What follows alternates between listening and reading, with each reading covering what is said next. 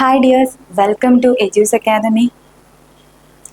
Community health നഴ്സിംഗിൻ്റെ മൂന്നാമത്തെ ക്ലാസ്സിലേക്ക് എല്ലാവരെയും വെൽക്കം ചെയ്യുന്നു. 2 ക്ലാസ്സസ് എങ്ങനെ നിങ്ങൾ പഠിച്ചോ? എന്തെങ്കിലും ഡൗട്ട്സ്, എന്തെങ്കിലും ക്ലാരിഫിക്കേഷൻസ് വേണം, അല്ലെങ്കിൽ എന്തെങ്കിലും ഡൗട്ട്സ് ഒക്കെ ഉണ്ടെങ്കിൽ നിങ്ങൾ ചോദിക്കുക, എന്താണെന്നുള്ളത് നിങ്ങൾ അറിയിക്കുക.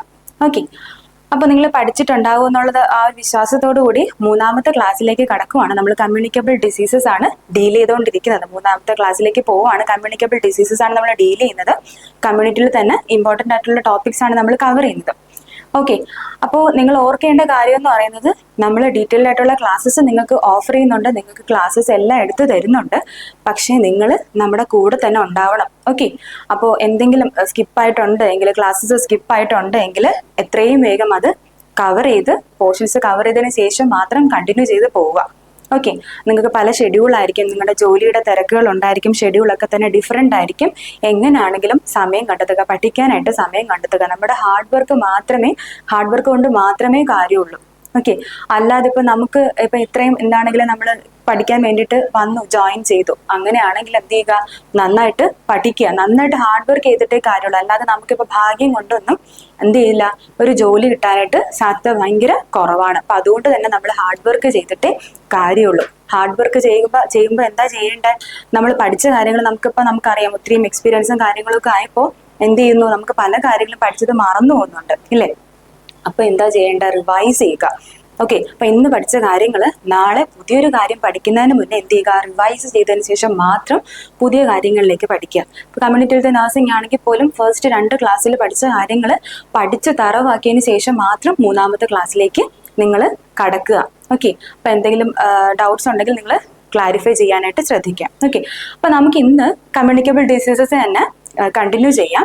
അതിൽ തന്നെ നമുക്കൊരു 4-5 കണ്ടീഷൻസ് നമ്മൾ ഇന്ന് ഡീൽ ചെയ്യുന്നുണ്ട്. ഓക്കെ, ആദ്യം പഠിക്കാൻ പോകുന്ന കണ്ടീഷൻ എന്ന് പറയുന്നത് സ്മോൾ പോക്സ് ആണ്. ഓക്കെ, സ്മോൾ പോക്സ് ആണ് നമ്മൾ ആദ്യം പഠിക്കാൻ പോകുന്ന കണ്ടീഷൻ എന്ന് പറയുന്നത്. സ്മോൾ പോക്സിന് വേറൊരു പേരുമുണ്ട്, എന്ത്, വേരിയോള എന്നുള്ള ഒരു പേരിലും കൂടെ നമ്മുടെ സ്മോൾ പോക്സ് അറിയപ്പെടുന്നുണ്ട്. ഓക്കെ, സോ സ്മോൾ പോക്സ് എന്ന് പറയുന്നത് അതിന്റെ ഏജന്റ് ഏതാണ്? ഇതിന്റെ ഏജന്റ് എന്ന് പറയുന്നത് നമ്മുടെ വേരിയോള വൈറസ് ആണ്. ഇതിന്റെ ഏജന്റ് ആയിട്ട് പറയുന്നത് എന്താണ്? വേരിയോള വൈറസ് ആണ് ഇതിന്റെ ഏജന്റ് ആയിട്ടുള്ളത്. മോഡ് ഓഫ് ട്രാൻസ്മിഷൻ എന്ന് പറയുന്നത് ഡ്രോപ്ലെറ്റ് ഇൻഫെക്ഷനിലൂടെയാണ് ഈ ഒരു ഡിസീസ് സ്പ്രെഡ് ആകുന്നത്. എങ്ങനെയാണ്? ഡ്രോപ്ലെറ്റ് ഇൻഫെക്ഷനിലൂടെയാണ് സ്പ്രെഡ് ആകുന്നത്. ഇൻക്യുബേഷൻ പീരീഡ് വന്നിട്ട് 7 to 17 days ആണ് ഇൻക്യുബേഷൻ പീരീഡ് എന്ന് പറയുന്നത്. ഇതാണ് only communicable disease that is eradicated from the world. അപ്പൊ നമ്മുടെ ലോകത്തിൽ തന്നെ എന്താണ് ഇറാഡിക്കേറ്റ് ചെയ്യപ്പെട്ട ഒരു അസുഖമാണ് നമ്മുടെ എന്ത് പറയുന്നത്, സ്മോൾ പോക്സ് എന്ന് പറയുന്നത്. പിന്നെ ഒരു കാര്യം എന്ന് പറയുന്നത്, ഇതിന്റെ വാക്സിൻ കണ്ടുപിടിച്ചത് എഡ്വേർഡ് ജെന്നർ ആണ് ഇൻ 1796. 1796 എഡ്വേർഡ് ജെന്നർ ആണ് ഈ വാക്സിൻ, ഇതിന്റെ സ്മോൾ പോക്സിന്റെ വാക്സിൻ കണ്ടുപിടിക്കുന്നത്. അപ്പൊ ഈ വാക്സിന്റെ ഒക്കെ കണ്ടുപിടുത്തം കാരണമാണ് നമുക്ക് എന്ത് ചെയ്യാൻ പറ്റിയത്, നമുക്ക് ലോകത്ത് വെച്ച് തന്നെ നമുക്ക് എന്ത് ചെയ്യാൻ പറ്റിയത്, ഇത് ഇറാഡിക്കേറ്റ് ചെയ്യാനായിട്ട് പറ്റിയത്. അതാണ് സ്മോൾ പോക്സിനെ പറ്റിയിട്ട് പറയാനുള്ള കാര്യം എന്ന് പറയുന്നത്. അടുത്തെന്ന് പറയുന്നത് ഇതിന്റെ ക്ലിനിക്കൽ ഫീച്ചേഴ്സ് എന്തൊക്കെയാണ്. അപ്പൊ ഇതിനെന്ന് പറയുന്നത് സഡൻ ഓൺസെറ്റ് ഓഫ് ഫീവർ ഉണ്ടായിരിക്കും.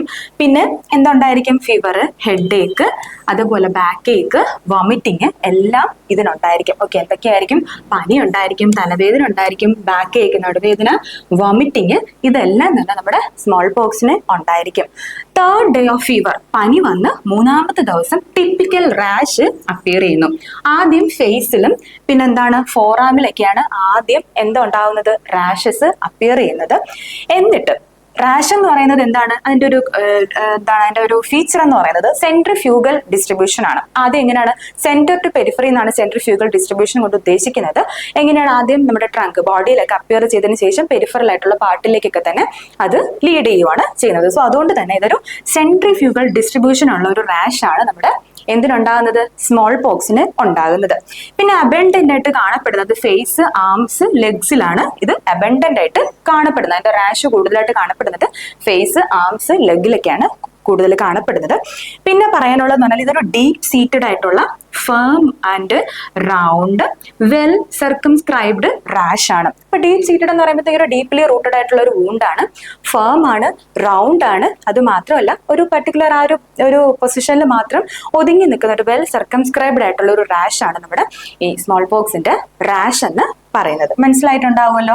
അപ്പം അതിന് എന്തൊക്കെയാ ക്ലിനിക്കൽ ഫീച്ചേഴ്സ്? ഫീവർ, ഹെഡ് ഏക്ക്, ബാക്ക് ഏക്ക്, വോമിറ്റിംഗ് ഒക്കെ എല്ലാം ഉണ്ടാകുന്നു. പിന്നെ 3rd ഡേ ഫീവർ, പനി വന്നു കഴിഞ്ഞാൽ റാഷ് ഉണ്ടാകുന്നു. ആദ്യം ഫേസിലും ഫോറാമിലൊക്കെയാണ് ഉണ്ടാകുന്നത്. പിന്നെ സെൻട്രിഫ്യൂഗൽ ഡിസ്ട്രിബ്യൂഷൻ ആണ്. നമ്മൾ ട്രങ്ക് ടു എന്താണ് നമ്മൾ ട്രങ്ക് സെൻട്രൽ ടു പെരിഫറി ആണ് റാഷസ് ഡിസ്ട്രിബ്യൂട്ടഡ് ആയിട്ടിരിക്കുന്നത്. ഫേസ്, ആംസ്, ലെഗ്സിലൊക്കെയാണ് അബൻഡന്റ് ആയിട്ട് റാഷ് കാണപ്പെടുന്നത്. ഇതൊരു ഡീപ് സീറ്റഡ് ആയിട്ടുള്ള ഡീപ്ലി റൂട്ടഡ് ആയിട്ടുള്ള firm and round well circumscribed ആയിട്ടുള്ള റാഷ് ആണ് നമ്മുടെ സ്മോൾ പോക്സിന്റെ റാഷ് എന്ന് പറയുന്നത്. ഇനി ഇതിന്റെ എപ്പിഡമിയോളജിക്കൽ ബേസിസ് അല്ലെങ്കിൽ reason for smallpox eradication, എന്തുകൊണ്ടാണ് ഈ സ്മോൾ പോക്സ് ഇറാഡിക്കേറ്റ് ചെയ്യപ്പെട്ടത്, അതിന്റെ എന്തൊക്കെയാണ് അതിന്റെ ബേസിസ്, എന്തൊക്കെയാണ് അതിന്റെ റീസൺസ് എങ്ങനെയൊക്കെയാണെന്നുള്ളതാണ് പറയുന്നത്. ഇതെന്ന് പറയുന്നത് നോൺ ആനിമൽ റിസർവയർ ആണ്. കാര്യം എന്ന് പറയുന്നത് ആനിമൽ വഴി അതൊരു എന്തില്ല ട്രാൻസ്മിറ്റ് ചെയ്യുന്ന ഒരു ഡിസീസ് അല്ലാത്തത് കൊണ്ട് തന്നെ അത് നമുക്ക് എന്താണ് പെട്ടെന്ന് നമുക്ക് എന്ത് ചെയ്യാൻ പറ്റുന്നു, അത് ഇറാഡിക്കേറ്റ് ചെയ്യാനായിട്ട് എളുപ്പമായി കഴിഞ്ഞു. പിന്നെ ലോങ് ടേം കാരിയർ സ്റ്റേറ്റ്, നമുക്ക് കാരിയർ സ്റ്റേറ്റ് ഒക്കെ ഭയങ്കരമായിട്ട് കൂടുതൽ ഒരു ലോങ് ടേം കാരിയർ സ്റ്റേറ്റ് ഒക്കെ ഉള്ള അസുഖമൊക്കെ ആണെങ്കിൽ ഭയങ്കര പാടായിരിക്കും അതിന് എന്ത് ചെയ്യാനായിട്ട്, ഒന്ന് ഇറാഡിക്കേറ്റ് ചെയ്യണം, ഒന്ന് എലിമിനേഷന്റെ വക്കിലേക്ക് കൊണ്ടുപോകാൻ ഭയങ്കര പാടായിരിക്കും. അത് മാത്രമല്ല the infection provides life long immunity. അപ്പൊ ലൈഫ് ലോങ് ആയിട്ടുള്ള ഒരു ഇമ്മ്യൂണിറ്റി നമുക്ക് ഈ ഒരു ഇൻഫെക്ഷൻ കാരണം ഇത് പ്രൊവൈഡ് ചെയ്യുന്നുണ്ട്. ഓക്കെ, കാര്യം ഒരു തവണ അസുഖം വന്നു കഴിഞ്ഞാൽ പിന്നീട് വരാനുള്ള സാധ്യത വളരെ കുറവാണ്. കേസ് ഡിറ്റക്ഷൻ സിമ്പിൾ ആണ് ഡ്യൂ ടു ക്യാരക്ടറിസ്റ്റിക് റാഷ്. അപ്പൊ അതിന്റെ ഒരു ക്യാരക്ടറിസ്റ്റിക്സ് കാരണം തന്നെ റാഷിന്റെ ആ ഒരു ടിപ്പിക്കൽ ക്യാരക്ടറിസ്റ്റിക്സ് കാരണം എന്താണ് കേസ് ഡിറ്റക്ഷൻ എന്ന് പറയുന്നത് സിമ്പിൾ ആണ്. ഓക്കെ, പെട്ടെന്ന് നമുക്ക് കണ്ടുപിടിക്കാൻ പറ്റും. പിന്നെ സബ് ക്ലിനിക്കൽ കേസസ് ആണെങ്കിൽ അല്ലെങ്കിൽ സിംറ്റംസ് ഉണ്ടാക്കാത്ത എന്നാൽ ഇൻഫെക്ഷ്യസ് ആയിട്ടുള്ള കേസസ് അവരെന്താണ് ഡിസീസ് ട്രാൻസ്മിറ്റ് ചെയ്യത്തേ ഇല്ല. പിന്നെന്താണ് ഹൈലി എഫക്റ്റീവ് വാക്സിൻ നമുക്ക് അവൈലബിൾ ആയി കഴിഞ്ഞു. എന്താണ് എഫക്റ്റീവ് ആയിട്ടുള്ള വാക്സിൻ നമുക്ക് അവൈലബിൾ ആയി. പിന്നെ ഇന്റർനാഷണൽ കോപ്പറേഷൻ, നമുക്കറിയാം നമ്മൾ നാഷണലി മാത്രമല്ല ഒരു ഇന്റർനാഷണൽ കോപ്പറേഷൻ ഉണ്ടായപ്പോഴത്തേക്കുമാണ് എന്ത് സംഭവിച്ചത്, ആ ഒരു ഡിസീസിനെ നമുക്ക് ഇറാഡിക്കേറ്റ് ചെയ്യാനായിട്ട് ടോട്ടലി ഇറാഡിക്കേറ്റ് ചെയ്യാനായിട്ട് നമുക്ക് പറ്റിയത്. ഇതാണ് ഒരു എപ്പിഡമിയോളജിക് ബേസിസ്. അത് ഇറാഡിക്കേറ്റ് ചെയ്യാനുണ്ടായ കാരണങ്ങൾ എന്തൊക്കെയാന്നുള്ളതാണ് ഇപ്പോൾ എക്സ്പ്ലെയിൻ ചെയ്തത്. ഇനി പറയാൻ പോകുന്നത് അതിന്റെ പ്രിവെൻഷൻ ആൻഡ് ട്രീറ്റ്മെന്റിൽ എന്തൊക്കെ കാര്യങ്ങളാണ് ഉള്ളത് എന്നുള്ളതാണ്. മെയിൻലി ഇതിനകത്ത് പറയുന്നതെന്ന് പറയുന്നത് നമുക്ക് എന്തുണ്ട്, national smallpox eradication programme ഉണ്ട്. National smallpox eradication programme ഉണ്ട്, NSEP എന്ന് പറയും.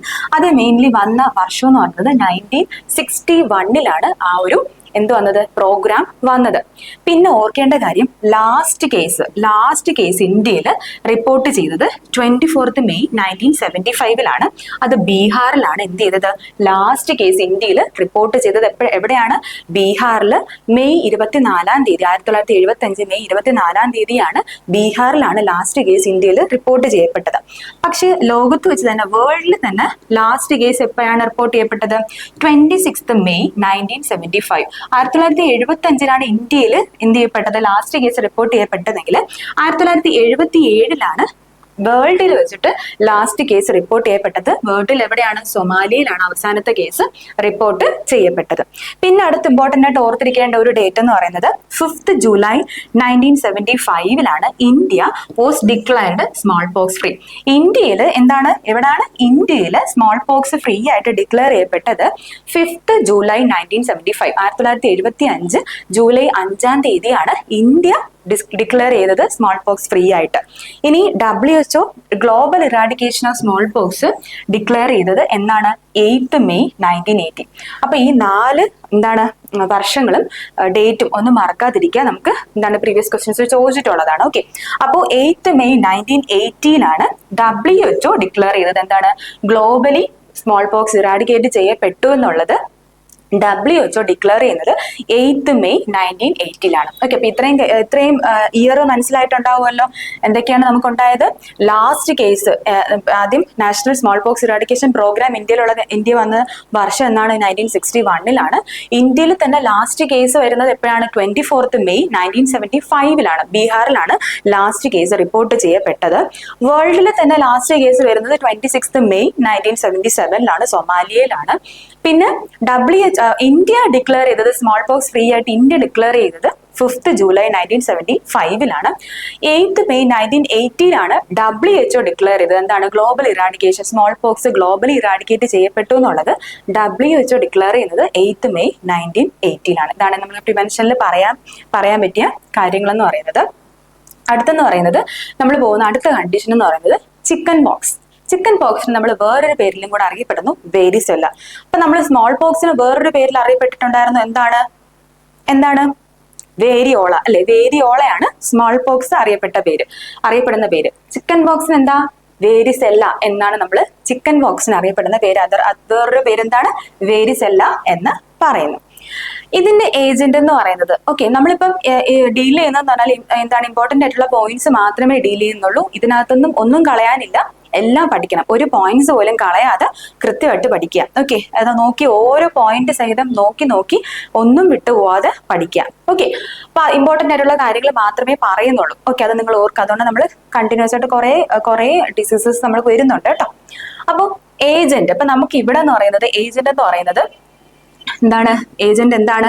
വേരിസെല്ല സോസ്റ്റർ വൈറസ് ആണ് നമ്മുടെ ഏജന്റ്. വേരിസെല്ല അല്ലെങ്കിൽ ചിക്കൻ പോക്സ് ഉണ്ടാക്കുന്ന ഏജന്റ് ഏതാണ്? വേരിസെല്ല സോസ്റ്റർ വൈറസ് അല്ലെങ്കിൽ ഹ്യൂമൻ ഹെർപ്പിസ് വൈറസ് HHV3 അല്ലെങ്കിൽ ആൽഫ ഹെർപ്പിസ് വൈറസ് HHV3 എന്ന് നമ്മൾ ഇതിന്റെ ഏജന്റിനെ പറയാറുണ്ട്. വേരിസെല്ല സോസ്റ്റർ വൈറസ് അല്ലെങ്കിൽ ഹ്യൂമൻ ഹെർപ്പിസ് വൈറസ് 3 HHV3 എന്നും പറയാറുണ്ട്.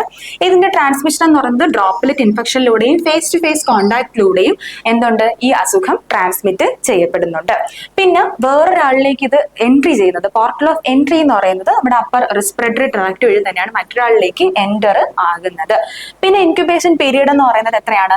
10 to 21 ഡേയ്സ് ആണ് ഇതിന്റെ ഇൻക്യുബേഷൻ പീരീഡ് എന്ന് പറയുന്നത്. ഓക്കെ, 10 to 21 ഡേയ്സ് ആണ് ഇതിന്റെ ഇൻക്യുബേഷൻ പീരീഡ്. മറ്റേ അടുത്തെന്ന് പറയുന്നത് സെക്കൻഡറി അറ്റാക്ക് റേറ്റ് എന്ന് പറയുന്നത് എത്രയാണ്? സെക്കൻഡറി വീണ്ടും വരാൻ സാധ്യതയുള്ളത് 90% ആണ് അതിന്റെ സെക്കൻഡറി അറ്റാക്ക് റേറ്റ് എന്ന് പറയുന്നത്. മനസ്സിലായാലോ? ഏജന്റ് വേരിസെല്ല സോസ്റ്റർ അല്ലെങ്കിൽ HHV3 എന്ന് പറയുന്നു. ട്രാൻസ്മിഷൻ ഡ്രോപ്ലെറ്റ് ഇൻഫെക്ഷൻ അല്ലെങ്കിൽ face to face contact, portal of entry upper respiratory tract വഴിയാണ് ഇത് കയറുന്നത്. ഇൻക്യുബേഷൻ പീരീഡ് 10 to 21 ഡേയ്സ് ആണ്. പിന്നെ SAR എന്ന് പറയുന്നത് സെക്കൻഡറി അറ്റാക്ക് റേറ്റ് എന്ന് പറയുന്നത് 90% ആണ്. ഓക്കെ, അടുത്ത് പോകുന്നു ഇതിന്റെ ക്ലിനിക്കൽ ഫീച്ചേഴ്സ്. മെയിൻലി എന്തൊക്കെയാണ് ഇതിന്റെ ക്ലിനിക്കൽ ഫീച്ചേഴ്സ് വരുന്നത് എന്നുള്ളത് നോക്കുക. ഓക്കെ, ക്ലിനിക്കൽ ഫീച്ചേഴ്സ് എന്തൊക്കെയാണ് ഇതിനകത്ത് പറഞ്ഞേക്കുന്നത്? ഫീവർ ഉണ്ടായിരിക്കും, പനി എന്താണെങ്കിലും ഉണ്ട്, ബാക്കില് പെയിൻ ഉണ്ടാകും, ബാക്ക് പെയിന്, ഷിവറിങ് ഒക്കെയാണ് വരുന്നത്. പക്ഷേ സിമെട്രിക്കലി റാഷും അപ്പിയർ ചെയ്യുന്നു വിത്തിൻ 24 hours ഓഫ് ഫീവർ. പനി വന്നൊരു 24 മണിക്കൂറിനുള്ളിലാണ് സിമെട്രിക്കലി റാഷും കൂടെ അപ്പിയർ ആവുന്നു.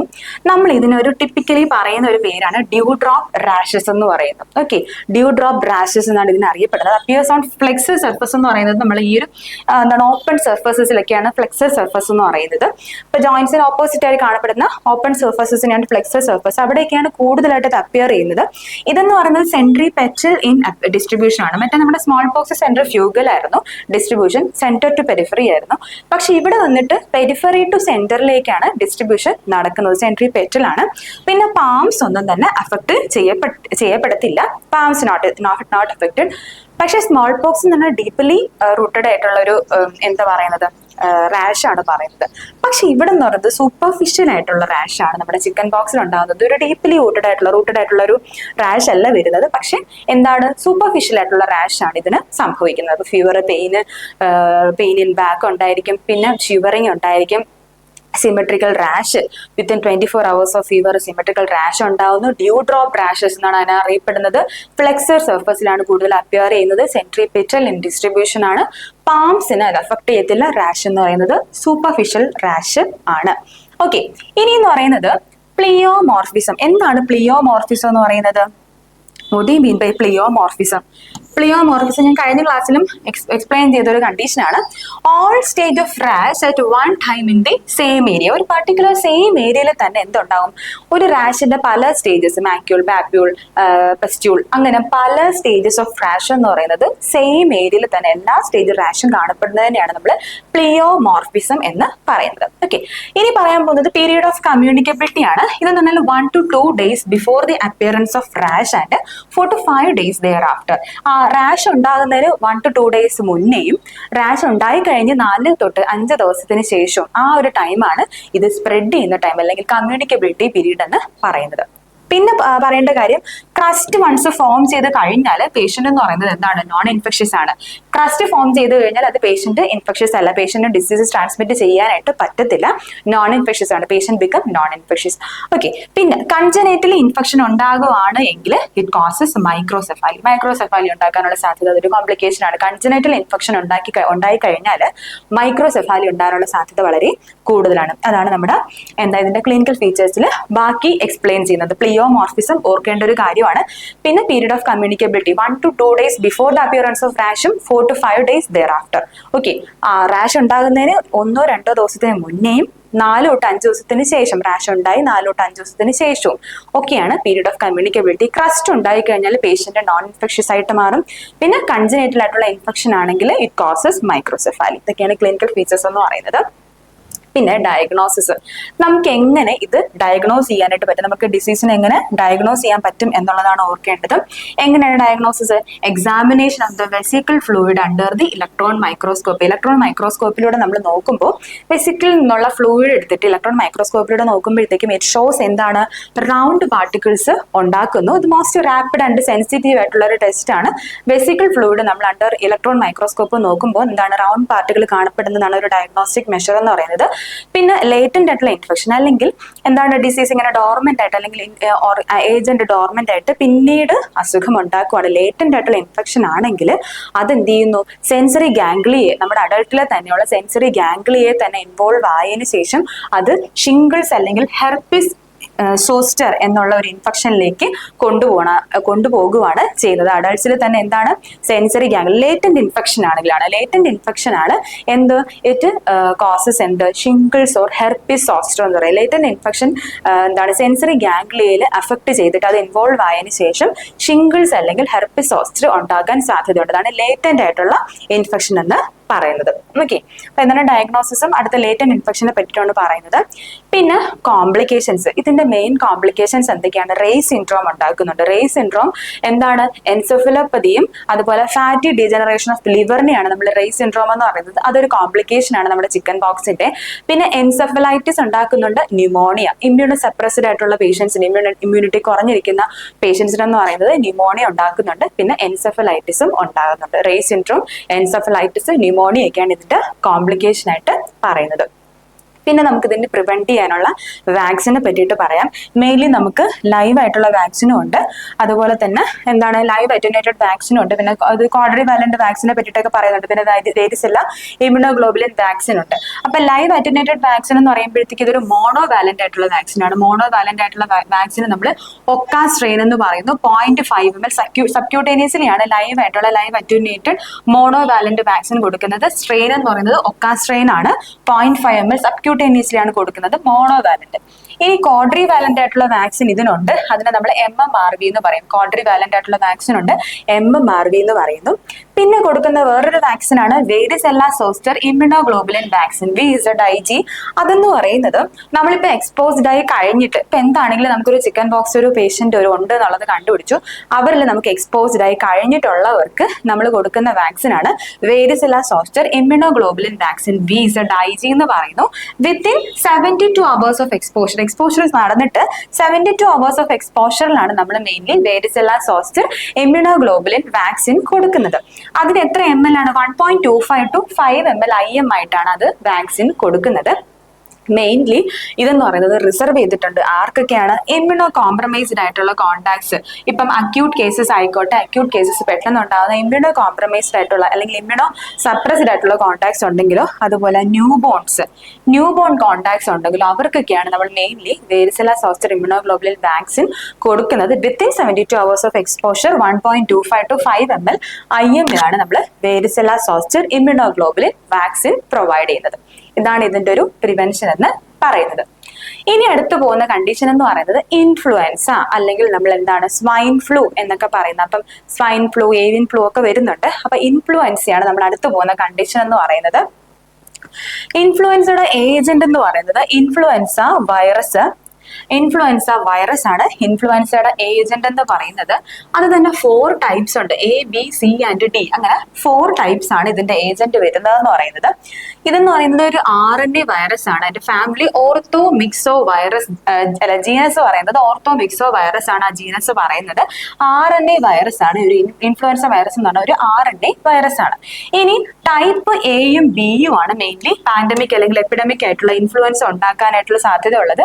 എയും ബിയും ആണ് കോമൺലി കോസ് ചെയ്യുന്നത്. ഓക്കെ, ഇൻക്യുബേഷൻ പീരീഡ് എന്ന് പറയുന്നത് 18 to 72 hours ആണ് അതിന്റെ ഇൻക്യുബേഷൻ പീരീഡ് ആയിട്ട് നമുക്ക് പറയാൻ പറ്റുന്നത്.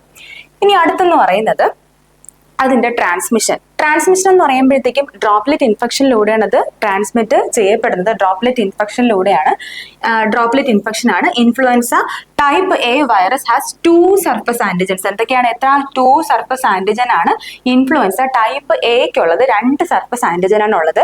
2 സർഫസ് ആന്റിജനെ നമ്മൾ പറയുന്നു H haemagglutinin and N neuraminidase എന്ന് പറയുന്നു. H haemagglutinin and N neuraminidase എന്ന് പറയുന്നു. അപ്പൊ ഇതാണ് H1N1 എന്നൊക്കെ പറയത്തില്ലേ, അതാണ്. അപ്പം ഇൻഫ്ലുവൻസ ടൈപ്പ് എ വൈറസിന് 2 സർഫസ് ആന്റിജൻസ് ആണ് ഉള്ളത്. H എന്താണ്? ഹീമഗ്ലൂട്ടിനിൻ എന്നും N എന്ന് പറയുന്നത് ന്യൂറമിനിഡേസ് എന്നാണ് പറയുന്നത്. ഇതാണ് ട്രാൻസ്മിഷനും അതുപോലെ ആ വൈറസിന്റെ ഒരു ക്യാരക്ടേഴ്സ് എന്ന് പറയുന്നത്. പിന്നെന്ന് പറയുന്നത് കീ ക്യാരക്ടറിസ്റ്റിക്സ് എന്തൊക്കെയാണ്? ഇൻഫ്ലുവൻസ ടൈപ്പ് എ എന്ന് പറയുന്നത് മോസ്റ്റ് കോമൺ ഔട്ട്ബ്രേക്സിനൊക്കെ കാരണം എന്ന് പറയുന്നത് ഇൻഫ്ലുവൻസ ടൈപ്പ് എ ആണ്. ഇൻഫ്ലുവൻസ ടൈപ്പ് എ ആണ് മോസ്റ്റ് കോമൺ ഔട്ട്ബ്രേക്സിനൊക്കെ കാരണം എന്ന് പറയുന്നത്. ടൈപ്പ് എ എപ്പിഡമിക്സ് എന്ന് പറയുന്നത് every 2 to 3 years type A epidemics ഉണ്ടാവും. ഓക്കെ, ഇൻഫ്ലുവൻസ എന്ന് പറയുന്നത് ടൈപ്പ് എ എപ്പിഡമിക്സ് കാരണം ഉണ്ടാകുന്നത് എവറി 2 to 3 years ഉണ്ടാകുന്നുണ്ട്. പിന്നെ antigenic shift and drift type A കാരണം എന്തുണ്ടാകുന്നുണ്ട്? ആന്റിജനിക് ഷിഫ്റ്റ് ആൻഡ് ഡ്രിഫ്റ്റ് എന്ന് പറയുമ്പോഴത്തേക്ക് മ്യൂട്ടേഷനും ജീനോമിക് ട്രാൻസ്മിഷൻ അല്ലെങ്കിൽ ട്രാൻസ്ഫോർമേഷൻസ് ഒക്കെ സംഭവിക്കുന്നതിനാണ് നമ്മൾ ആന്റിജനിക് ഷിഫ്റ്റ് ആൻഡ് ഡ്രിഫ്റ്റ് എന്ന് പറയുന്നത്. ടൈപ്പ് എ കാരണമാണ് ആന്റിജനിക് ഷിഫ്റ്റ് ആൻഡ് ഡ്രിഫ്റ്റ് സംഭവിക്കുന്നത്. പിന്നെ H1N1 എന്ന് പറയുന്നത് സ്വൈൻ ഫ്ലൂ എന്ന് പറയുന്നു. H5N1 എന്ന് പറയുന്നത് ഏവിയൻ ഫ്ലൂ എന്ന് പറയുന്നു. ഓക്കെ, H1N1 എന്ന് പറയുന്നത് സ്വൈൻ ഫ്ലൂ, H5N1 എന്ന് പറയുന്നത് avian flu. Okay, influenza type A ആണ് മോസ്റ്റ് കോമൺ ഔട്ട്ബ്രേക്സിന് കാരണമായിട്ടുള്ളത്. മോസ്റ്റ് കോമൺ ഔട്ട്ബ്രേക്സിന് കാരണം ഇൻഫ്ലുവൻസ ടൈപ്പ് എ ആണ്. Okay, every 2 to 3 years type A epidemics ഉണ്ടാകുന്നുണ്ട്. പിന്നെ ആന്റിജനിക് ഷിഫ്റ്റ് ആൻഡ് ഡ്രിഫ്റ്റ് കാരണമാകുന്നത് അതും ബൈ ടൈപ്പ് എ ആണ്. ഓക്കെ, അടുത്തത് പറഞ്ഞത് എന്താണ് H1N1ന്റെ കാര്യം നിങ്ങൾ പറയുന്നത്? ഇൻഫ്ലുവൻസ തന്നെയാണ്, swine flu. WHO declaration of influenza pandemic എന്ന് പറയുന്നത് 11th June 2009 ആണ്. 11th June 2009 ആണ് നമ്മുടെ WHO ഡിക്ലെയർ ചെയ്തത്. ഇൻഫ്ലുവൻസ പാൻഡമിക് ആണെന്ന് ഡിക്ലെയർ ചെയ്തത് 11th June 2009 WHO ഡിക്ലെയർ ചെയ്തത്. Most timely and sensitive detection എന്ന് പറയുമ്പോഴത്തേക്ക് മെയിൻലി RT-PCR ആണ്. RT-PCR എന്ന് പറയുമ്പോഴത്തേക്ക് നേസോഫാരിഞ്ചൽ ആൻഡ് ത്രോട്ട് സ്വാബ് ആണ് മെയിൻലി എടുക്കുന്നത്. RT-PCR വഴിയാണ് നമ്മൾ പെട്ടെന്ന് തന്നെ മോസ്റ്റ് ടൈംലി അത് സെൻസിറ്റീവ് ആയിട്ട് ഡിറ്റക്ട് ചെയ്യുന്നത് RT-PCR വഴിയാണ്. സ്വാബ് എടുക്കുന്നത് എങ്ങനെയാണ്? ത്രോട്ട് സ്വാബും നേസോഫാരിഞ്ചലും ആണ് നമ്മൾ എടുക്കുന്ന സ്വാബുകൾ എന്ന് പറയുന്നത്. പിന്നെ ഐസൊലേഷന്റെ ഡ്യൂറേഷൻ എന്ന് പറയുമ്പോഴത്തേക്ക് ഒരു 7 days. ഇപ്പം അസുഖം ഉണ്ടായി കഴിഞ്ഞ് 7 days ആണ്. 7 days വരെയാണ് നമ്മൾ എന്ത് ചെയ്യുന്നത്? ഓൺസെറ്റ് ഓഫ് ഇൽനെസ് കഴിഞ്ഞ് 7 days വരെയാണ് നമ്മൾ ഐസൊലേറ്റ് ചെയ്ത് വെക്കുന്നത്. ഇതാണ് ഇൻഫ്ലുവൻസയുടെ അല്ലെങ്കിൽ സ്വൈൻ ഫ്ലൂവിന്റെ ഒരു ഐസൊലേഷൻ, ഡ്യൂറേഷൻ ഓഫ് ഐസൊലേഷനും പിന്നെ അതിന്റെ ആ ഡയഗ്നോസിസും കാര്യങ്ങളും. പിന്നെ WHO ഡിക്ലെയർ ചെയ്തത് ഇൻഫ്ലുവൻസ പാൻഡമിക് ആണെന്ന് WHO ഡിക്ലെയർ ചെയ്തത് 11th June 2009 ഓക്കെ, അടുത്തെന്ന് പറയുന്നത് ക്ലിനിക്കൽ ഫീച്ചേഴ്സ് എന്ന് പറയുമ്പോഴത്തേക്ക് എന്തൊക്കെയാണ്? ഫീവർ, ചിൽസ്, പെയിൻ ഉണ്ട്, കഫിങ്ങില് വേദനയുണ്ട്, ഫീവർ, ചിൽസ് ഇതെല്ലാം തന്നെ ഉണ്ടാകുന്നുണ്ട്. പിന്നെ കോംപ്ലിക്കേഷൻ എന്ന് പറയുമ്പോഴത്തേക്കും അക്യൂട്ട് സൈനസൈറ്റിസ് ഒക്കെയാണ് ഇതിന്റെ കോംപ്ലിക്കേഷൻ ആയിട്ട് വരുന്നത്. അക്യൂട്ട് സൈനസൈറ്റിസ് ഉണ്ട്, അതുപോലെ തന്നെ അക്യൂട്ട് സൈനസൈറ്റിസ് ഉണ്ട്, ഒട്ടൈറ്റിസ് മീഡിയ ഉണ്ട്, പുർലന്റ് ബ്രോങ്കൈറ്റിസ് വരുന്നുണ്ട്. പിന്നെ മോസ്റ്റ് കോമൺ ആയിട്ട് ഡ്രെഡഡ് ആയിട്ടുള്ള കോംപ്ലിക്കേഷൻ എന്ന് പറയുന്നത് ന്യൂമോണിയാണ്. ഓക്കെ, ന്യൂമോണിയാണ് most common and dreaded complication എന്ന് പറയുന്നത്. പിന്നെ നേരത്തെ പറഞ്ഞതുപോലെ ചിക്കൻ പോക്സിലൊക്കെ പറയുന്നത് പോലെ റേയ് സിൻഡ്രോമും ഇവിടെയും ഉണ്ടാകുന്നുണ്ട്. ഒരു കോംപ്ലിക്കേഷൻ ആയിട്ട് റേയ് സിൻഡ്രോം ഉണ്ടാകുന്നുണ്ട്. Fever, chills, pain on toughing ഒക്കെയാണ് complication. Acute sinusitis, otitis media and purulent bronchitis, pneumonia most common and dreaded complication ന്യൂമോണിയാണ്. പിന്നെ റേയ് സിൻഡ്രോമും വരുന്നുണ്ട്. ഓക്കെ, അടുത്തെന്ന് പറയുന്നത് അതിന്റെ പ്രിവെൻഷൻ എന്ന് പറയുമ്പോഴത്തേക്ക് നമുക്കിവിടെ ലൈവ് ആയിട്ടുള്ള വാക്സിനും കിൽഡ് വാക്സിനും നമ്മൾ ഇതിന് കൊടുക്കുന്നുണ്ട്. കിൽഡ് വാക്സിനും ഉണ്ട്, എന്തുണ്ട്, പിന്നെ ലൈവ് അറ്റൻയൂറ്റഡ് വാക്സിനും കൊടുക്കുന്നുണ്ട്. കിൽഡ് വാക്സിൻ എന്ന് പറയുമ്പോഴത്തേക്കും ഒരു 6 to 12 months വരെയൊക്കെ ഒരു ഇമ്മ്യൂണിറ്റി ഇത് പ്രൊവൈഡ് ചെയ്യുന്നുണ്ട്, പ്രൊഡ്യൂസ് ചെയ്യുന്നുണ്ട്. കാര്യം 6 to 12 months വരെ തരുന്നുള്ളൂ. അതിന്റെ ഡോസ് എന്ന് പറയുന്നത് 0.5 ml ആണ് ഫോർ അഡൾട്ട്, പിന്നെ 0.25 ml ആണ് 6 to 36 months ഓഫ് ചിൽഡ്രന്. എങ്ങനെയാണ് 0.25 ml, അഡൾട്ടിനാണെങ്കിൽ 0.5 ml ആണ് അതിന്റെ ഡോസ് വരുന്നത്. IM റൂട്ടിലാണ് നമ്മൾ കൊടുക്കുന്ന, അപ്പർ ആമിൽ IM ആയിട്ടാണ് നമ്മൾ ഈ കിൽഡ് വാക്സിൻ പ്രൊവൈഡ് ചെയ്യുന്നത്. ഇനി ലൈവ് അറ്റൻയൂറ്റഡ് വാക്സിൻ ആണെങ്കിൽ സിംഗിൾ ഡോസ് ആയിട്ടാണ് കൊടുക്കുന്നത്, ഇൻട്രാനേസൽ സ്പ്രേ ആയിട്ടാണ് നമ്മൾ ലൈവ് അറ്റൻയൂറ്റഡ് വാക്സിൻ കൊടുക്കുന്നത്. സിംഗിൾ ഡോസ് ആണ്, ഇൻട്രാനേസൽ സ്പ്രേ ആയിട്ടാണ് നമ്മൾ ഇതിന് വാക്സിനായിട്ട് പ്രൊവൈഡ് ചെയ്യുന്നത്. അപ്പൊ ലൈവ് വാക്സിനും കിൽഡ് വാക്സിനും ഉണ്ട്. കിൽഡ് വാക്സിൻ എന്ന് പറയുമ്പോഴത്തേക്കും 6 to 12 months വരെയാണ് ഇമ്മ്യൂണിറ്റി പ്രൊവൈഡ് ചെയ്യുന്നത്. ഡോസ് എന്ന് പറയുന്നത് 0.5 ml ആണ് അഡൾട്ടിന്, 0.25 ml ആണ് ഫോർ 6 to 36 months ചിൽഡ്രന്. IM റൂട്ടിൽ അപ്പർ ആമിലാണ് കൊടുക്കുന്നത്. ലൈവ് അറ്റൻയൂറ്റഡ് വാക്സിൻ എന്ന് പറയുന്നത് സിംഗിൾ ഡോസ് ആയിട്ട് ഇൻട്രാനേസൽ സ്പ്രേ ആയിട്ടാണ് നമ്മൾ മെയിൻലി പ്രൊവൈഡ് ചെയ്യാറുള്ളത്. ഓക്കെ, അപ്പൊ ഇതാണ് എൻ്റെ പ്രിവെൻഷൻ എന്ന് പറയുന്നത്. അടുത്ത എൻ്റെ മാനേജ്മെന്റ് എന്ന് പറയുമ്പോഴത്തേക്കും നമ്മൾ മെയിൻലി കൊടുക്കുന്നത് ഒസൽടാമിവിറും സാമിവിറും ആണ് ആന്റിവൈറൽ ആയിട്ട് കൊടുക്കുന്നതെന്ന് പറയുന്നത്. എന്താണ്, ഒസൽടാമിവിറും സാമിവിറും ആണ് നമ്മൾ ആന്റിവൈറൽ ഡ്രഗ് ആയിട്ട് പ്രൊവൈഡ് ചെയ്യുന്നത്. അതിന്റെ മാനേജ്മെന്റ് ആണ് ഒസൽടാമിവിർ ആൻഡ് സാമിവിർ ആണ് എൻ്റെ മാനേജ്മെന്റ് എന്ന് പറയുന്നത്. ഓക്കെ, ഇനി അടുത്ത് പോകുന്ന കണ്ടീഷൻ എന്ന് പറയുന്നത് ഡിഫ്തീരിയ. ഓക്കെ, ഡിഫ്തീരിയ ആണ് നമ്മൾ അടുത്ത് പോകുന്ന കണ്ടീഷൻ. എന്താണ് ഡിഫ്തീരിയ? അതിന്റെ ഏജന്റ് ഒക്കെ എന്താണ്? അതിന്റെ ഏജന്റ് ആണ് കോണിബാക്ടീരിയം ഡിഫ്തീരിയ. കോണിബാക്ടീരിയം ഡിഫ്തീരിയ എന്ന് പറയുന്ന ഇതാണ് അതിന്റെ ഏജന്റ് എന്ന് പറയുന്നത്. ഓക്കെ, കോണിബാക്ടീരിയം ഡിഫ്തീരിയ എന്ന് പറയുന്നു. പിന്നെ നമ്മൾ ഇതിനെ വേറൊരു പേരിലും പറയപ്പെടുന്നു, ക്ലെബ്ലോഫിലസ് ബാസിലസ് എന്നും പറയപ്പെടുന്നു. കാര്യം ലോഫ്ലർ ആണ് ഈ ഒരു ബാക്ടീരിയയെ ഐഡന്റിഫൈ ചെയ്യുന്നത്, കണ്ടുപിടിക്കുന്നത്. അതുകൊണ്ട് തന്നെ നമ്മൾ അതിനെ ക്ലെബ്ലോഫിലസ് ബാസിലസ് എന്നും പറയാറുണ്ട്. 1834 ലോഫ്ലർ അതിനെ ഐഡന്റിഫൈ ചെയ്തത്.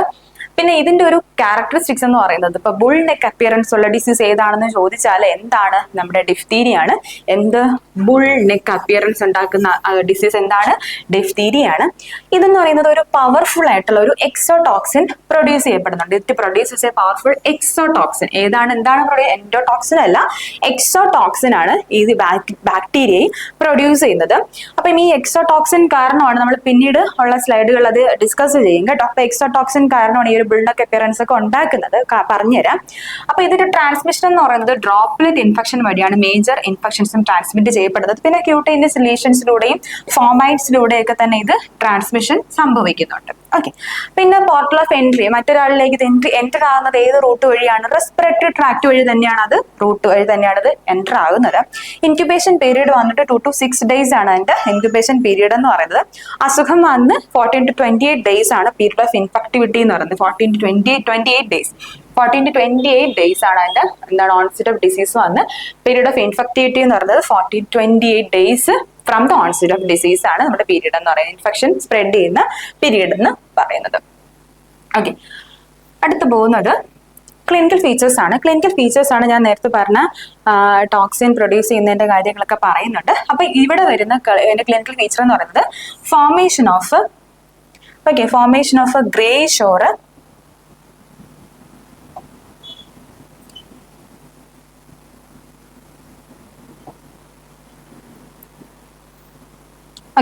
Formation of greyish or yellowish membrane. Okay, അതിനെ നമ്മൾ രണ്ട് പേരിൽ പറയപ്പെടുന്നുണ്ട്. ഫാൾസ് മെംബ്രെയിൻ അല്ലെങ്കിൽ സ്യൂഡോ മെംബ്രെയിൻ ഫോം ചെയ്യുന്നു. എവിടെ? Over the tonsils pharynx that can't wipe out easily. അപ്പൊ ഫാരിങ്സ് അല്ലെങ്കിൽ ടോൺസിൽസിന്റെ പുറത്ത് ഒരു ഫോൾസ് മെംബ്രെയിൻ അല്ലെങ്കിൽ ഒരു സ്യൂഡോ മെംബ്രെയിൻ ഫോം ചെയ്യുന്നു. ആ മെംബ്രെയിൻ എന്ന് പറയുമ്പോൾ ഏത് കളറാണ്? ഗ്രേയിഷ് അല്ലെങ്കിൽ യെല്ലോ കളറിലുള്ള യെല്ലോയിഷ് ആയിട്ടുള്ള ഒരു മെംബ്രെയിൻ ഫോം ചെയ്യുന്നു. ഇൻ കേസ് നമ്മൾ ആ ഒരു മെംബ്രെയിൻ ഒന്ന് വലിച്ച് റിമൂവ് ചെയ്യാൻ അറ്റംപ്റ്റ് ടു റിമൂവ് ചെയ്യാനാണെങ്കിൽ ഇറ്റ് പ്രൊഡ്യൂസ് ബ്ലീഡിങ്. അപ്പൊ അത് നമ്മളിങ്ങനെ വലിച്ചെടുക്കാനായിട്ട് നോക്കുവാണെങ്കിൽ എന്ത് സംഭവിക്കും? അത് ബ്ലീഡിങ് ഉണ്ടാക്കുന്നു. അതുകൊണ്ട് തന്നെ സോർ ത്രോട്ട്, സ്വാലോയിങ്, വിഴുങ്ങാനൊക്കെ ഉള്ള ഒരു ഡിഫിക്കൽട്ടി ഒക്കെ നമുക്ക് ഉണ്ടാക്കുന്നു, കൺജഷൻ ഉണ്ടാക്കുന്നു, എഡിമ ഉണ്ടാക്കുന്നു. അങ്ങനെയാണ് അവിടെ എന്ത് സംഭവിക്കുന്നത്? ബുൾനെക്ക് അപ്പിയറൻസ് ഉണ്ടാകുന്നത്. ഓക്കെ, അപ്പൊ ആ ഒരു ടോക്സിൻ പ്രൊഡ്യൂസ് ചെയ്യുന്നത് കൊണ്ടാണ് ആ ഗ്രേയിഷ് അല്ലെങ്കിൽ യെല്ലോയിഷ് മെംബ്രെയിൻ എവിടെ ഫോം ചെയ്യുന്ന ടോൺസിൽസ് അല്ലെങ്കിൽ ഫാരിങ്സിന്റെ പുറത്ത് ഫോം ചെയ്യുന്നു. അത് നമുക്ക് ഈസിലി ആയിട്ട് വൈപ്പ് ഔട്ട് ചെയ്യാൻ പറ്റത്തില്ല. അത് എങ്ങാനും നമ്മൾ റിമൂവ് ചെയ്യാനുള്ള അറ്റംപ്റ്റ് ചെയ്യുവാണെങ്കിൽ ബ്ലീഡിങ് ഉണ്ടാക്കുന്നു, സോർ ത്രോട്ടും ഡിഫിക്കൽട്ടി ഇൻ സ്വാലോയിങ്, ഇറക്കാനൊക്കെ ഉള്ള ബുദ്ധിമുട്ടുണ്ടായിരിക്കും. കൺജഷനും എഡിമ ഉണ്ടാക്കുന്നു. അങ്ങനെയാണ് എന്ത് സംഭവിക്കുന്നത്? ബുൾ നെക്ക് അപ്പിയറൻസ് ഉണ്ടാകുന്നത്. മനസ്സിലായോ? അതാണ് ഇതിന്റെ ഒരു ക്ലിനിക്കൽ ഫീച്ചർ എന്ന് പറയുന്നത്. പിന്നെന്ന് പറയുന്നത് ഒബ്സ്ട്രക്റ്റീവ് ക്രൂപ്പ്. നമുക്കറിയാം ക്രൂപ്പ് ഇൻഫെക്ഷൻസ്, അതും ഇതുപോലെ തന്നെ കൺജഷൻസ് ഒക്കെ കാരണം എന്തുണ്ടാകുന്നു? അവിടെ റെസ്പിറേറ്ററി ട്രാക്റ്റിലൊക്കെ എന്തുണ്ടാകുന്നു? അവിടെ കൺജഷൻ കാരണം എന്തുണ്ടാവില്ല? റെസ്പിറേഷൻ ഇൻസ്പിറേഷനും എക്സ്പിറേഷനും ഒന്നും അവിടെ സംഭവിക്കില്ല. അല്ലെങ്കിൽ ഇൻസ്പിറേറ്ററി ഡിഫിക്കൽട്ടീസ് സംഭവിക്കുന്നുണ്ട്. നമ്മൾ ഒബ്സ്ട്രക്റ്റീവ് ക്രൂപ്പ് എന്ന് പറയുന്നത് സ്ട്രൈഡർ, ഹൈ പിച്ച്ഡ് ആയിട്ടുള്ള സൗണ്ട്, ലൗഡ് നോയ്സി ബ്രീത്തിങ് ആയിരിക്കും സ്ട്രൈഡർ ഉണ്ടാക്കുന്നു. പിന്നെ അത് മാത്രമല്ല pharyngo tonsillar and laryngo tracheal and nasal area ഒക്കെ തന്നെ ഇത് അഫക്ട് ചെയ്യുന്നു. Pharynx, tonsils, laryngo, tracheal area, nasal area എല്ലായിടത്തും ഇത് എന്ത് ചെയ്യുന്നുണ്ട്? ഇത് അഫക്ട് ചെയ്യുന്നുണ്ട്. ഇതൊക്കെയാണ് അതിന്റെ ക്ലിനിക്കൽ ഫീച്ചേഴ്സ് എന്ന് പറയുന്നത്. ഇതിന്റെ പ്രിവെൻഷൻ എന്ന് പറയുമ്പോഴത്തേക്ക് നമുക്ക് മെയിൻലി ടെസ്റ്റ് ഉണ്ട്. എന്താണ്? നമുക്കിത് കണ്ടുപിടിക്കാനായിട്ട് ഒരു ടെസ്റ്റ് നമ്മൾ ചെയ്യാറുണ്ട്. അതിനെ നമ്മൾ ഡിഫ്തീരിയയ്ക്കുള്ള ടെസ്റ്റ് ആണ് ഷിക് ടെസ്റ്റ് എന്ന് പറയുന്നു. ഇതെന്ന് പറയുന്നത് ഒരു ഡൈല്യൂട്ട് ടോക്സിൻ ആണ്. നമ്മൾ എന്ത് ചെയ്യുന്നു? അത് ഇഞ്ചക്ട് ചെയ്യുന്നു in the presence of an antitoxin. എന്നിട്ട് എന്ത് ചെയ്യുന്നു? The status of the hypersensitivity against diphtheria, അതാണ് നമ്മൾ മെയിൻലി നോക്കുന്നത്. അപ്പൊ ഡൈല്യൂട്ട് ആയിട്ടുള്ള ടോക്സിൻ ആണ് നമ്മൾ മെയിൻലി ഈ ടെസ്റ്റിന് ഒരു ആന്റി ടോക്സിൻ ആണ് അത് എന്ത് ചെയ്യുന്നത്? അത് ഇഞ്ചക്ട് ചെയ്യുന്നത്. എന്നിട്ട് നമ്മൾ ഹൈപ്പർ സെൻസിറ്റിവിറ്റിയുടെ സ്റ്റാറ്റസ് അഗെയിൻസ്റ്റ് ഡിഫ്തീരിയ നമ്മൾ ചെക്ക് ചെയ്യുന്നത്. അതാണ് നമ്മളെ ഷിക് ടെസ്റ്റ് എന്ന് പറയുന്നത്. പിന്നെ അടുത്തുള്ള പ്രിവെന്റീവ് വാക്സിൻ ആണ് പറയുന്നത്. DPT ഉണ്ടായിരുന്നു. DPT ആണ് നമ്മൾ റീപ്ലേസ് ചെയ്തിട്ട് ഇപ്പൊ പെന്റാവാലന്റ് വാക്സിൻ ആയിട്ടാണ് നമ്മൾ മെയിൻലി പ്രൊവൈഡ് ചെയ്യുന്നത്. നമുക്കറിയാം അല്ലേ, 6, 10th, 6 ആഴ്ച, 10, 14 ആഴ്ചയിലൊക്കെ നമ്മൾ കൊടുക്കുന്ന ആ ഒരു വാക്സിനാണ് പെന്റാവാലന്റ് വാക്സിൻ എന്ന് പറയുന്നത്. ആദ്യം DPT ആയിരുന്നു ഉണ്ടായിരുന്നത്. കൺട്രോൾ എന്ന് പറയുമ്പോഴത്തേക്ക് നമുക്ക് ഏർലി ഐഡന്റിഫൈ ചെയ്യുക, നേരത്തെ അസുഖം കണ്ടുപിടിക്കുക, ഡിറ്റക്ട് ചെയ്യുക. Then isolation for at least 14 days and till 2 negative throat swabs. 14 ദിവസത്തേക്ക് നമ്മൾ എന്ത് ചെയ്യുക? ഐസൊലേറ്റ് ചെയ്യുക. പിന്നെ അല്ല എങ്കിൽ എന്താണ്? അടുത്ത് 2 നെഗറ്റീവ് ആയിട്ടുള്ള ത്രോട്ട് സ്വാബ് എടുത്ത് നോക്കുമ്പം 2 നെഗറ്റീവ് റിസൾട്ട് കിട്ടുന്നത് വരെ നമ്മൾ എന്ത് ചെയ്യുക? പേഷ്യന്റിനെ ഐസൊലേറ്റ് ചെയ്യുക. ഇതൊക്കെയാണ് നമുക്ക് കൺട്രോൾ ചെയ്യാനായിട്ടുള്ള മാർഗങ്ങൾ എന്ന് പറയുന്നത്. ഷിക് ടെസ്റ്റിലൂടെ നമുക്ക് ഐഡന്റിഫൈ ചെയ്ത് കൺട്രോൾ ചെയ്യാം. പിന്നെ DPT വാക്സിൻ കൊടുക്കുന്നു, അല്ലെങ്കിൽ ഇപ്പൊ നമ്മൾ പെന്റാവാലന്റ് ആണ് കൊടുക്കുന്നത്. DPT വാക്സിനെ പറ്റിയിട്ട് കുറച്ച് എക്സ്പ്ലെയിൻ ചെയ്യുന്നുണ്ട്. എന്താണ് ചോദിക്കുവാണെങ്കിൽ, നമുക്ക് DPT വാക്സിനെ പറ്റിയിട്ട് ചോദിക്കുവാണെങ്കിൽ ഇതൊരു കമ്പൈൻഡ് ആയിട്ടുള്ള കമ്പൈൻഡ് ആയിട്ടുള്ള ട്രിപ്പിൾ വാക്സിൻ DPT വാക്സിൻ എന്ന് പറയുന്നത്. ഡോസ് 0.5 ml ആണ്. റൂട്ട് എന്ന് പറയുന്നത് ഇൻട്രാ മസ്കുലാർ റൂട്ടിലാണ് കൊടുക്കുന്നത്. അൺറോലാറ്ററൽ ആസ്പെക്ട് ഓഫ് ദി തൈ ആണ് നമ്മൾ മെയിൻലി ഇത് കൊടുക്കുന്ന സൈറ്റ് എന്ന് പറയുന്നത്. ഇതിന്റെ cold chain temperature for DPT എന്ന് പറയുന്നത് +2 to +8 degree Celsius ആണ് mainly cold chain temperature for diphtheria എന്ന് പറയുന്നത്. ഡിഫ്തീരിയ വാക്സിൻ ഫ്രോസൺ ആയി കഴിഞ്ഞാൽ എന്ത് ചെയ്യും? ആക്സിഡന്റലി അത് ഫ്രോസൺ ആയി കഴിയുവാണെങ്കിൽ നമ്മൾ എന്ത് ചെയ്യണം? വാക്സിൻ ഡിസ്കാർഡ് ചെയ്യണം. ഇപ്പൊ ഇൻ കേസ് ക്വസ്റ്റ്യൻ നമ്മൾ ചോദിക്കുകയാണ്, ഇപ്പം DPT vaccine get frozen accidentally what will you do? അങ്ങനെ ചോദിക്കുകയാണെങ്കിൽ എന്താണ്? ഡിസ്കാർഡ് ദി വാക്സിൻ ഡിസ്കാർഡ് ചെയ്യുക എന്നുള്ളൊരു ഓപ്ഷൻ മാത്രമേ നമുക്ക് അവിടെ ബാക്കിയുള്ളൂ. അതാണ് DPT വാക്സിൻ എന്ന് പറയുന്നത്. പിന്നെ അലുമിനിയം ഫോസ്ഫേറ്റ് അല്ലെങ്കിൽ അലുമിനിയം ഹൈഡ്രോക്സൈഡ് ആണ് നമ്മൾ ഇതിന് അഡ്ജുവന്റ് ആയിട്ട് യൂസ് ചെയ്യുന്ന എന്താണ്? അലുമിനിയം ഫോസ്ഫേറ്റ് അല്ലെങ്കിൽ aluminium hydroxide is used as an adjuvant in DPT vaccine. കാര്യം എന്താണ്? നമ്മുടെ ഇമ്മ്യൂണോജെനിസിറ്റി, വാക്സിന്റെ ഇമ്മ്യൂണോജെനിസിറ്റി കൂട്ടാൻ വേണ്ടിയിട്ടാണ് അലുമിനിയം ഫോസ്ഫേറ്റ് അല്ലെങ്കിൽ അലുമിനിയം ഹൈഡ്രോക്സൈഡിന് അഡ്ജുവന്റ് ആയിട്ട് യൂസ് ചെയ്യുന്നത്. പിന്നെ തയോമെഴ്സിലാണ് നമ്മൾ പ്രിസർവേറ്റീവ്, DPT വാക്സിന്റെ പ്രിസർവേറ്റീവ് ആയിട്ട് യൂസ് ചെയ്യുന്നത് എന്താണ്? തയോമെഴ്സിലാണ് അതിന്റെ പ്രിസർവേറ്റീവ് ആയിട്ട് യൂസ് ചെയ്യുന്നത് വാക്സിനെ പറ്റിയിട്ടുള്ളത്. പിന്നെ എന്താണ് DT വാക്സിൻ എന്ന് പറയുന്നത്? Adult type of diphtheria prevent ചെയ്യാനായിട്ടുള്ള വാക്സിൻ ആണ് DT വാക്സിൻ എന്ന് പറയുന്നത്. അല്ലെങ്കിൽ ഡിഫ്തീരിയ ടെറ്റനസ് വാക്സിൻ എന്ന് പറയും. ഡിഫ്തീരിയ ടെറ്റനസ് വാക്സിൻ എന്ന് പറയുന്നു. ഇതെന്ന് പറയുമ്പോഴത്തേക്കും it contains up to 2 LF of diphtheria toxoid per dose എന്ന് പറയുന്നതാണ്. LF എന്ന് പറയുന്നതാണ് ലിമിറ്റ് ഓഫ് ഫ്ലോക്കുലേഷൻ എന്ന് പറയുന്നത്. It contains up to 2 limit of flocculation of diphtheria toxoid per dose. Limit of flocculation എന്നാണ് പറയുന്നത്. Limit of flocculation. Okay, limit of flocculation. Okay, അതാണ് mainly 2 LF of diphtheria toxoid ആണ് per dose ഉള്ളത്. 2 doses ആണ്, 2 doses ആണ് കൊടുക്കുന്നത്. 4 to 6 weeks അപ്പാർട്ടിൽ 2 doses ആണ് കൊടുക്കുന്നത്. അത് കഴിഞ്ഞിട്ട് 6 to 12 months കഴിഞ്ഞ് ബൂസ്റ്റർ ഡോസും കൊടുക്കുന്നു. Followed by a booster after 6 to 12 months and is useful for immunising children over 12 years. 12 വയസ്സിൽ കൂടുതലുള്ളവർക്കും അതുപോലെ അഡൾട്ട്സിനും ഒക്കെയാണ് നമ്മൾ ഇമ്മ്യൂണൈസേഷന് വേണ്ടിയിട്ടാണ് മെയിൻലി നമ്മൾ എന്ത് കൊടുക്കുന്നത്? Diphtheria tetanus vaccine DT vaccine provide ചെയ്യുന്നത്. ഓക്കെ, നെക്സ്റ്റ് അതിന്റെ ട്രീറ്റ്മെന്റ് എന്ന് പറയുമ്പോഴത്തേക്ക് നമ്മൾ ആന്റി ടോക്സിൻ ആണ് അതിന്റെ ട്രീറ്റ്മെന്റ് ആയിട്ട് കൊടുക്കുന്നതെന്ന് പറയുന്നത്. അല്ലെങ്കിൽ കാരിയർ സ്റ്റേറ്റ് എന്ന് പറയുമ്പോഴത്തേക്കും എന്താണ്, അല്ലെങ്കിൽ നേസൽ അല്ലെങ്കിൽ ത്രോട്ട് സ്വാബിലൊക്കെ ഉള്ളതിന് കാരിയർ സ്റ്റേറ്റ് ഒക്കെയാണ് ഉള്ളത്, കാരിയർ ആണ്, പക്ഷേ സിംറ്റംസ് ഒന്നും കാണിക്കുന്നില്ല എങ്കിൽ നമ്മൾ എന്ത് ചെയ്യും, എറിത്രോമൈസിൻ ആണ് നമ്മൾ പ്രൊവൈഡ് ചെയ്യുന്ന ട്രീറ്റ്മെന്റ് ഓപ്ഷൻ എന്ന് പറയുന്നത്, അല്ലെങ്കിൽ ആന്റി ടോക്സിൻ ആണ് നമ്മൾ കൊടുക്കുന്ന ട്രീറ്റ്മെന്റ് ഓപ്ഷൻ. കാരിയർ ആയിട്ടുള്ള നേസൽ അല്ലെങ്കിൽ ത്രോട്ട് സ്വാബ് പോസിറ്റീവ് ആയിട്ടുള്ള കേസസിന് നമ്മൾ എന്ത് കൊടുക്കും, എറിത്രോമൈസിൻ കൊടുക്കും. ഓക്കെ, അതാണ് നമ്മുടെ ട്രീറ്റ്മെന്റ് ഓപ്ഷൻ എന്ന് പറയുന്നത്. അടുത്ത് പോകുന്ന കണ്ടീഷൻ എന്ന് പറയുന്നത് പെർട്ടോസിസ്. ഓക്കെ, പെർട്ടോസിസ് എന്ന് പറയുമ്പോഴത്തേക്ക് കേട്ടിട്ടുണ്ടോ, വില്ലൻ ചുമ എന്നൊക്കെ പറയുന്നതാണ് പെർട്ടോസിസ് എന്ന് പറയുന്നത്. ഓക്കെ, പെർട്ടോസിസ് എന്ന് പറയുമ്പോഴത്തേക്കും എന്താണ്, 100-day കഫ് അല്ലെങ്കിൽ വൂപ്പിംഗ് കഫ്, വില്ലൻ ചുമ എന്ന് പറയുന്നതാണ്, അല്ലെങ്കിൽ 100-day കഫ് എന്ന് പറയുന്ന കണ്ടീഷനാണ് pertussis. 100-day cough, whooping cough, കാര്യം ഒരു വൂപ്പ് ഉണ്ടാക്കുന്നുണ്ട്, അതാണ് ആ ഒരു ഹൈ പീസ്ഡ് ആയിട്ടുള്ള ഒരു നോയ്സി ബ്രീത്തിങ് ഒക്കെ ഇവിടെയും വൂപ്പിംഗ് ഉണ്ടാക്കുന്നുണ്ട്, അതാണ് 100-day കഫ് അല്ലെങ്കിൽ വൂപ്പിംഗ് കഫ് എന്ന് പറയുന്നു. ഇതിന്റെ ഏജന്റ് എന്ന് പറയുന്നത് ബോർഡറ്റെല്ല പെർട്ടോസിസ് ആണ്. അതിൽ 5% ബൈ ബോർഡറ്റെല്ല പാരാപെർട്ടോസിസ്. ബോർഡറ്റെല്ല പാരാപെർട്ടോസിസും അതിനൊരു ഏജന്റ് ആണ്. മെയിൻ ഏജന്റ് എന്ന് പറയുന്നത് ബോർഡറ്റെല്ല പെർട്ടോസിസ് എന്നാണ് അതിന്റെ ഏജന്റിന്റെ പേര്. 5% മാത്രം ബൈ പാരാപെർട്ടോസിസ്, കാരണം 5% ഉണ്ടാകുന്നുണ്ട്. ട്രാൻസ്മിഷൻ എന്ന് പറയുമ്പോഴത്തേക്കും ഡ്രോപ്ലെറ്റ് ഇൻഫെക്ഷൻ വഴി അല്ലെങ്കിൽ ഡയറക്റ്റ് കോൺടാക്ട് വഴിയാണ് മെയിൻലി ഇൻഫെക്ഷൻ ട്രാൻസ്മിറ്റ് ചെയ്യപ്പെടുന്നത്. ബിലോ 5 years ഉള്ള കുട്ടികൾക്കാണ് വൂപ്പിംഗ് കഫ് ഉണ്ടാകുന്നത്. 5 വയസ്സിന് താഴെയുള്ള കുട്ടികൾക്കാണ് ഉണ്ടാകുന്നത്. 7 to 14 days ആണ് അതിന്റെ ഇൻക്യുബേഷൻ പീരീഡ് എന്ന് പറയുന്നത്. കേസ് കാരിയർ സ്റ്റേറ്റ് ഒന്നുമില്ല, കേസ് തന്നെയാണ് ഇൻഫെക്ഷന്റെ സോഴ്സ് എന്ന് പറയുന്നത്. സെക്കൻഡറി അറ്റാക്ക് റേറ്റ് എന്ന് പറയുന്നത് 90% ആണ് സെക്കൻഡറി അറ്റാക്ക് റേറ്റ് എന്ന് പറയുന്നത്. അതിന്റെ ഒരു ഫീച്ചേഴ്സ് പറയുമ്പോൾ ഉള്ളത്. അടുത്തെന്ന് പറയുന്നത് ക്ലിനിക്കൽ ഫീച്ചേഴ്സ്. മെയിൻലി ഇതിന് സ്റ്റേജസ് ഉണ്ട്. കെറ്റാറൽ സ്റ്റേജ് ഉണ്ട്, അതുപോലെ തന്നെ പാരോക്സിസ്മൽ സ്റ്റേജും ഉണ്ട്, അതേപോലെ തന്നെ കൺവൾസൻ സ്റ്റേജും ഉണ്ട്. ഒന്നാമത്തെ സ്റ്റേജ് എന്ന് പറയുന്നത് കെറ്റാറൽ stage, paroxysmal and convulsant stage.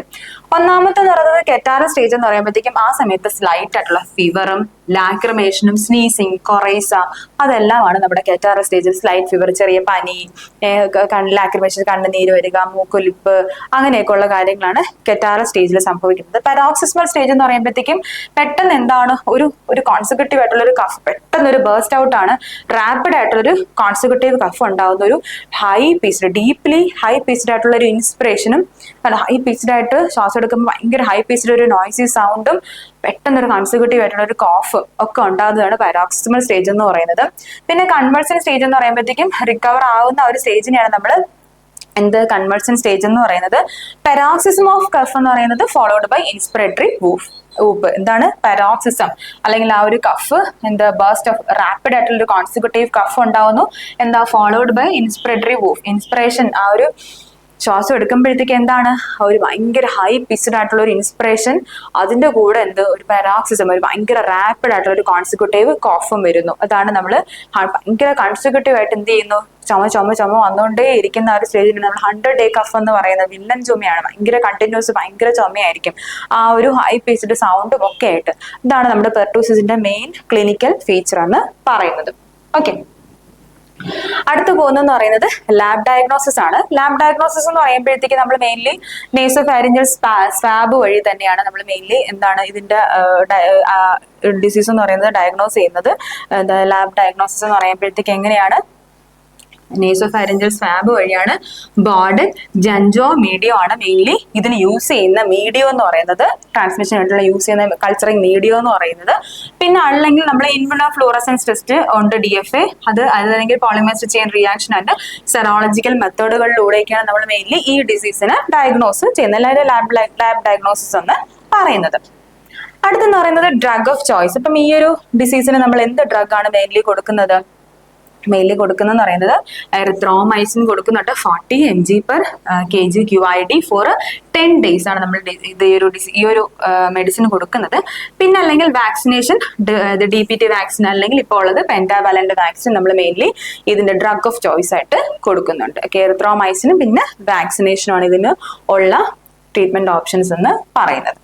Okay, പിന്നെ കോംപ്ലിക്കേഷൻ എന്ന് പറയുമ്പോഴത്തേക്ക് ഇത് മെയിൻലി ബ്രോങ്കൈറ്റിസ്, അതുപോലെ തന്നെ ബ്രോങ്കോ ന്യൂമോണിയ, പിന്നെന്താണ് ബ്രോങ്കൈറ്റാസിസ്, ഇതെല്ലാം തന്നെ മെയിൻലി ഉണ്ടാക്കുന്നുണ്ട്. Bronchitis, broncho pneumonia, bronchiectasis, sub conjunctival haemorrhages, പിന്നെന്താണ് എപ്പിസ്റ്റാക്സിസ്. ഓക്കെ, എപ്പിസ്റ്റാക്സിസ്, ഹീമോപ്റ്റൈസിസ്, പിന്നെ പങ്ക്ച്വേറ്റ് ആയിട്ടുള്ള സെറിബ്രൽ ഹെമറേജ്. എന്താണ് പങ്ക്ച്വേറ്റ് സെറിബ്രൽ ഹെമറേജ് എന്ന് പറയുമ്പോഴത്തേക്ക് കാപ്പിലറി ഹെമറേജ് ആണ്. ഇത് സ്കിന്നിൽ കാപ്പിലറി ഹെമറേജസ് ഉണ്ടാക്കിയിട്ട് പെറ്റീച്ചയൊക്കെ ഉണ്ടാക്കുന്ന ആ ഒരു കണ്ടീഷനാണ് നമ്മൾ പങ്ക്ച്വേറ്റ് സെറിബ്രൽ ഹെമറേജ് എന്ന് പറയുന്നത്. പിന്നെ കൺവൾഷൻസ്, കോമ ഒക്കെ ഉണ്ടാക്കുന്നതാണ് ഇതിന്റെ കോംപ്ലിക്കേഷൻസ് എന്ന് പറയുന്നത്. ഇതെല്ലാം ബോഡറ്റ് പെട്രൂസിന്റെ ആ ഒരു കോംപ്ലിക്കേഷൻ ആണ്. ബ്രോങ്കൈറ്റിസ്, ബ്രോങ്കോന്യൂമോണിയ, ബ്രോങ്കൈറ്റാസിസ്, സബ് കോൺജങ്ക്റ്റൈവൽ ഹെമറേജ് ഉണ്ടാകുന്നു, എപ്പിസ്റ്റാക്സിസ്, ഹിമോപ്റ്റൈസിസ്, പങ്ക്ച്വേറ്റ് സെറിബ്രൽ ഹെമറേജസ് ഉണ്ടാകുന്നു എന്ന് പറഞ്ഞാൽ എന്താണ്? സ്കിന്നിലേക്കുള്ള കാപ്പിലറി ഹെമറേജസ് ഉണ്ടാക്കിയിട്ട് പെറ്റീച്ചയൊക്കെ ഉണ്ടാക്കുന്നതാണ് പങ്ക്ച്വേറ്റ് സെറിബ്രൽ ഹെമറേജ് എന്ന് പറയുന്നത്. കൺവൾഷൻസ്, കോമ ഒക്കെ തന്നെ ഉണ്ടാക്കുന്നതാണ് നമ്മുടെ ഇതിന്റെ കോംപ്ലിക്കേഷൻ എന്ന് പറയുന്നത്. ഓക്കെ, അടുത്തു പോകുന്ന കണ്ടീഷൻ എന്ന് പറയുന്നത് meningo കോക്കൽ meningitis. Okay, meningo കോക്കൽ meningitis നിങ്ങൾ കൂടെ ഉണ്ടോ? കണ്ടീഷൻസ് കുറെ ഉണ്ട്. നമ്മൾ കമ്മ്യൂണിക്കബിൾ ഡിസീസസ് എന്ന് പറയുമ്പോഴത്തേക്കും അതാണ് ഈ ഒരു ക്ലാസ്സിൽ നിൽക്കുന്നതല്ല, കണ്ടീഷൻസ് കുറെ നമുക്ക് പഠിക്കാനുണ്ട്. ഓക്കെ, കൂടെ തന്നെ ഉണ്ടായിരിക്കാം. Meningo കോക്കൽ meningitis. എന്താണ് മെനിഞ്ചോ കോക്കൽ മെനിഞ്ചൈറ്റിസ്? ആര് കാരണം ഉണ്ടാകുന്നത്? ഏജന്റ് എന്ന് പറയുന്നത് നെയ്സീരിയ മെനിഞ്ചൈറ്റിസ്, എൻ മെനിഞ്ചൈറ്റിസ് എന്നുള്ള നെയ്സീരിയ മെനിഞ്ചൈറ്റിസ് ആണ്.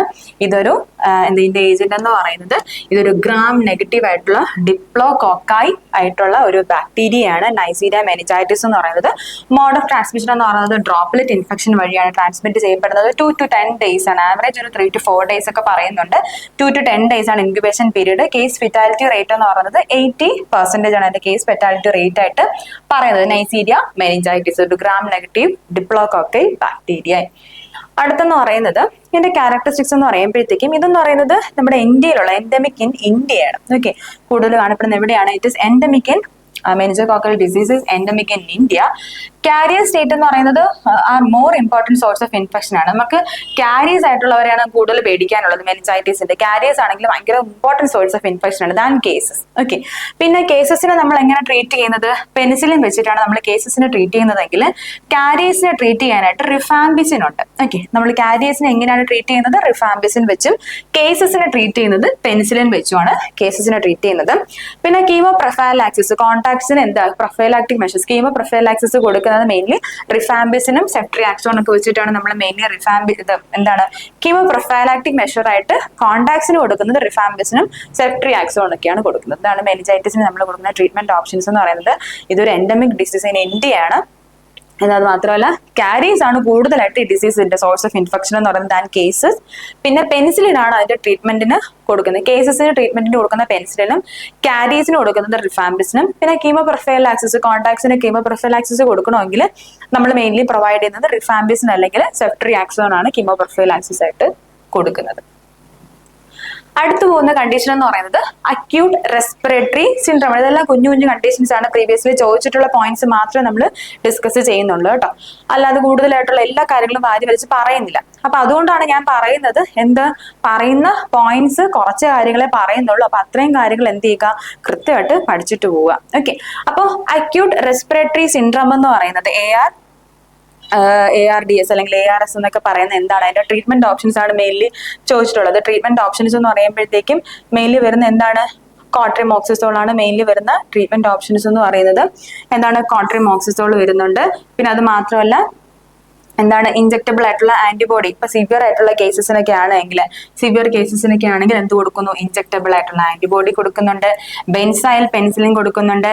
ആംബിസിലിൻ കൊടുക്കുന്നുണ്ട്. ഇതെല്ലാമാണ് ഇതിന്റെ ട്രീറ്റ്മെന്റ് ഓപ്ഷൻ എന്ന് പറയുന്നത്. പിന്നെ നമ്മൾ ഇതിന്റെ പ്രിവെൻഷൻ അല്ലെങ്കിൽ ഇതിന്റെ റെക്കമെൻഡഡ് ഇമ്മ്യൂണൈസേഷൻസ് എന്ന് പറയുമ്പോഴത്തേക്കും മീസിൽസ് വാക്സിൻ പറയുന്നുണ്ട്.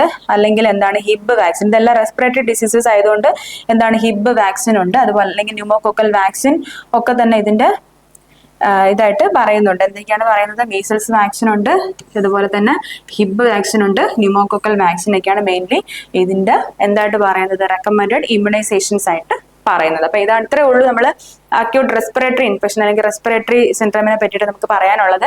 മെയിൻലി എന്താണ് അതിന്റെ ട്രീറ്റ്മെന്റ് ഓപ്ഷൻസ് ചോദിച്ചിട്ടുണ്ട്. അതിന് കൊടുക്കുന്ന ട്രീറ്റ്മെന്റ് ഓപ്ഷൻസ് കോട്രിമോക്സിസോളും ഇൻജെക്റ്റബിൾ ആന്റിബോഡി, സിവിയർ കേസസിന് ഇൻജെക്റ്റബിൾ ആന്റിബോഡി കൊടുക്കുന്നുണ്ട്. ബെൻസൈൽ പെൻസിലിൻ, ആംപിസിലിനൊക്കെയാണ് അതിന്റെ ട്രീറ്റ്മെന്റ് ഓപ്ഷൻസ് എന്ന് പറയുന്നത്.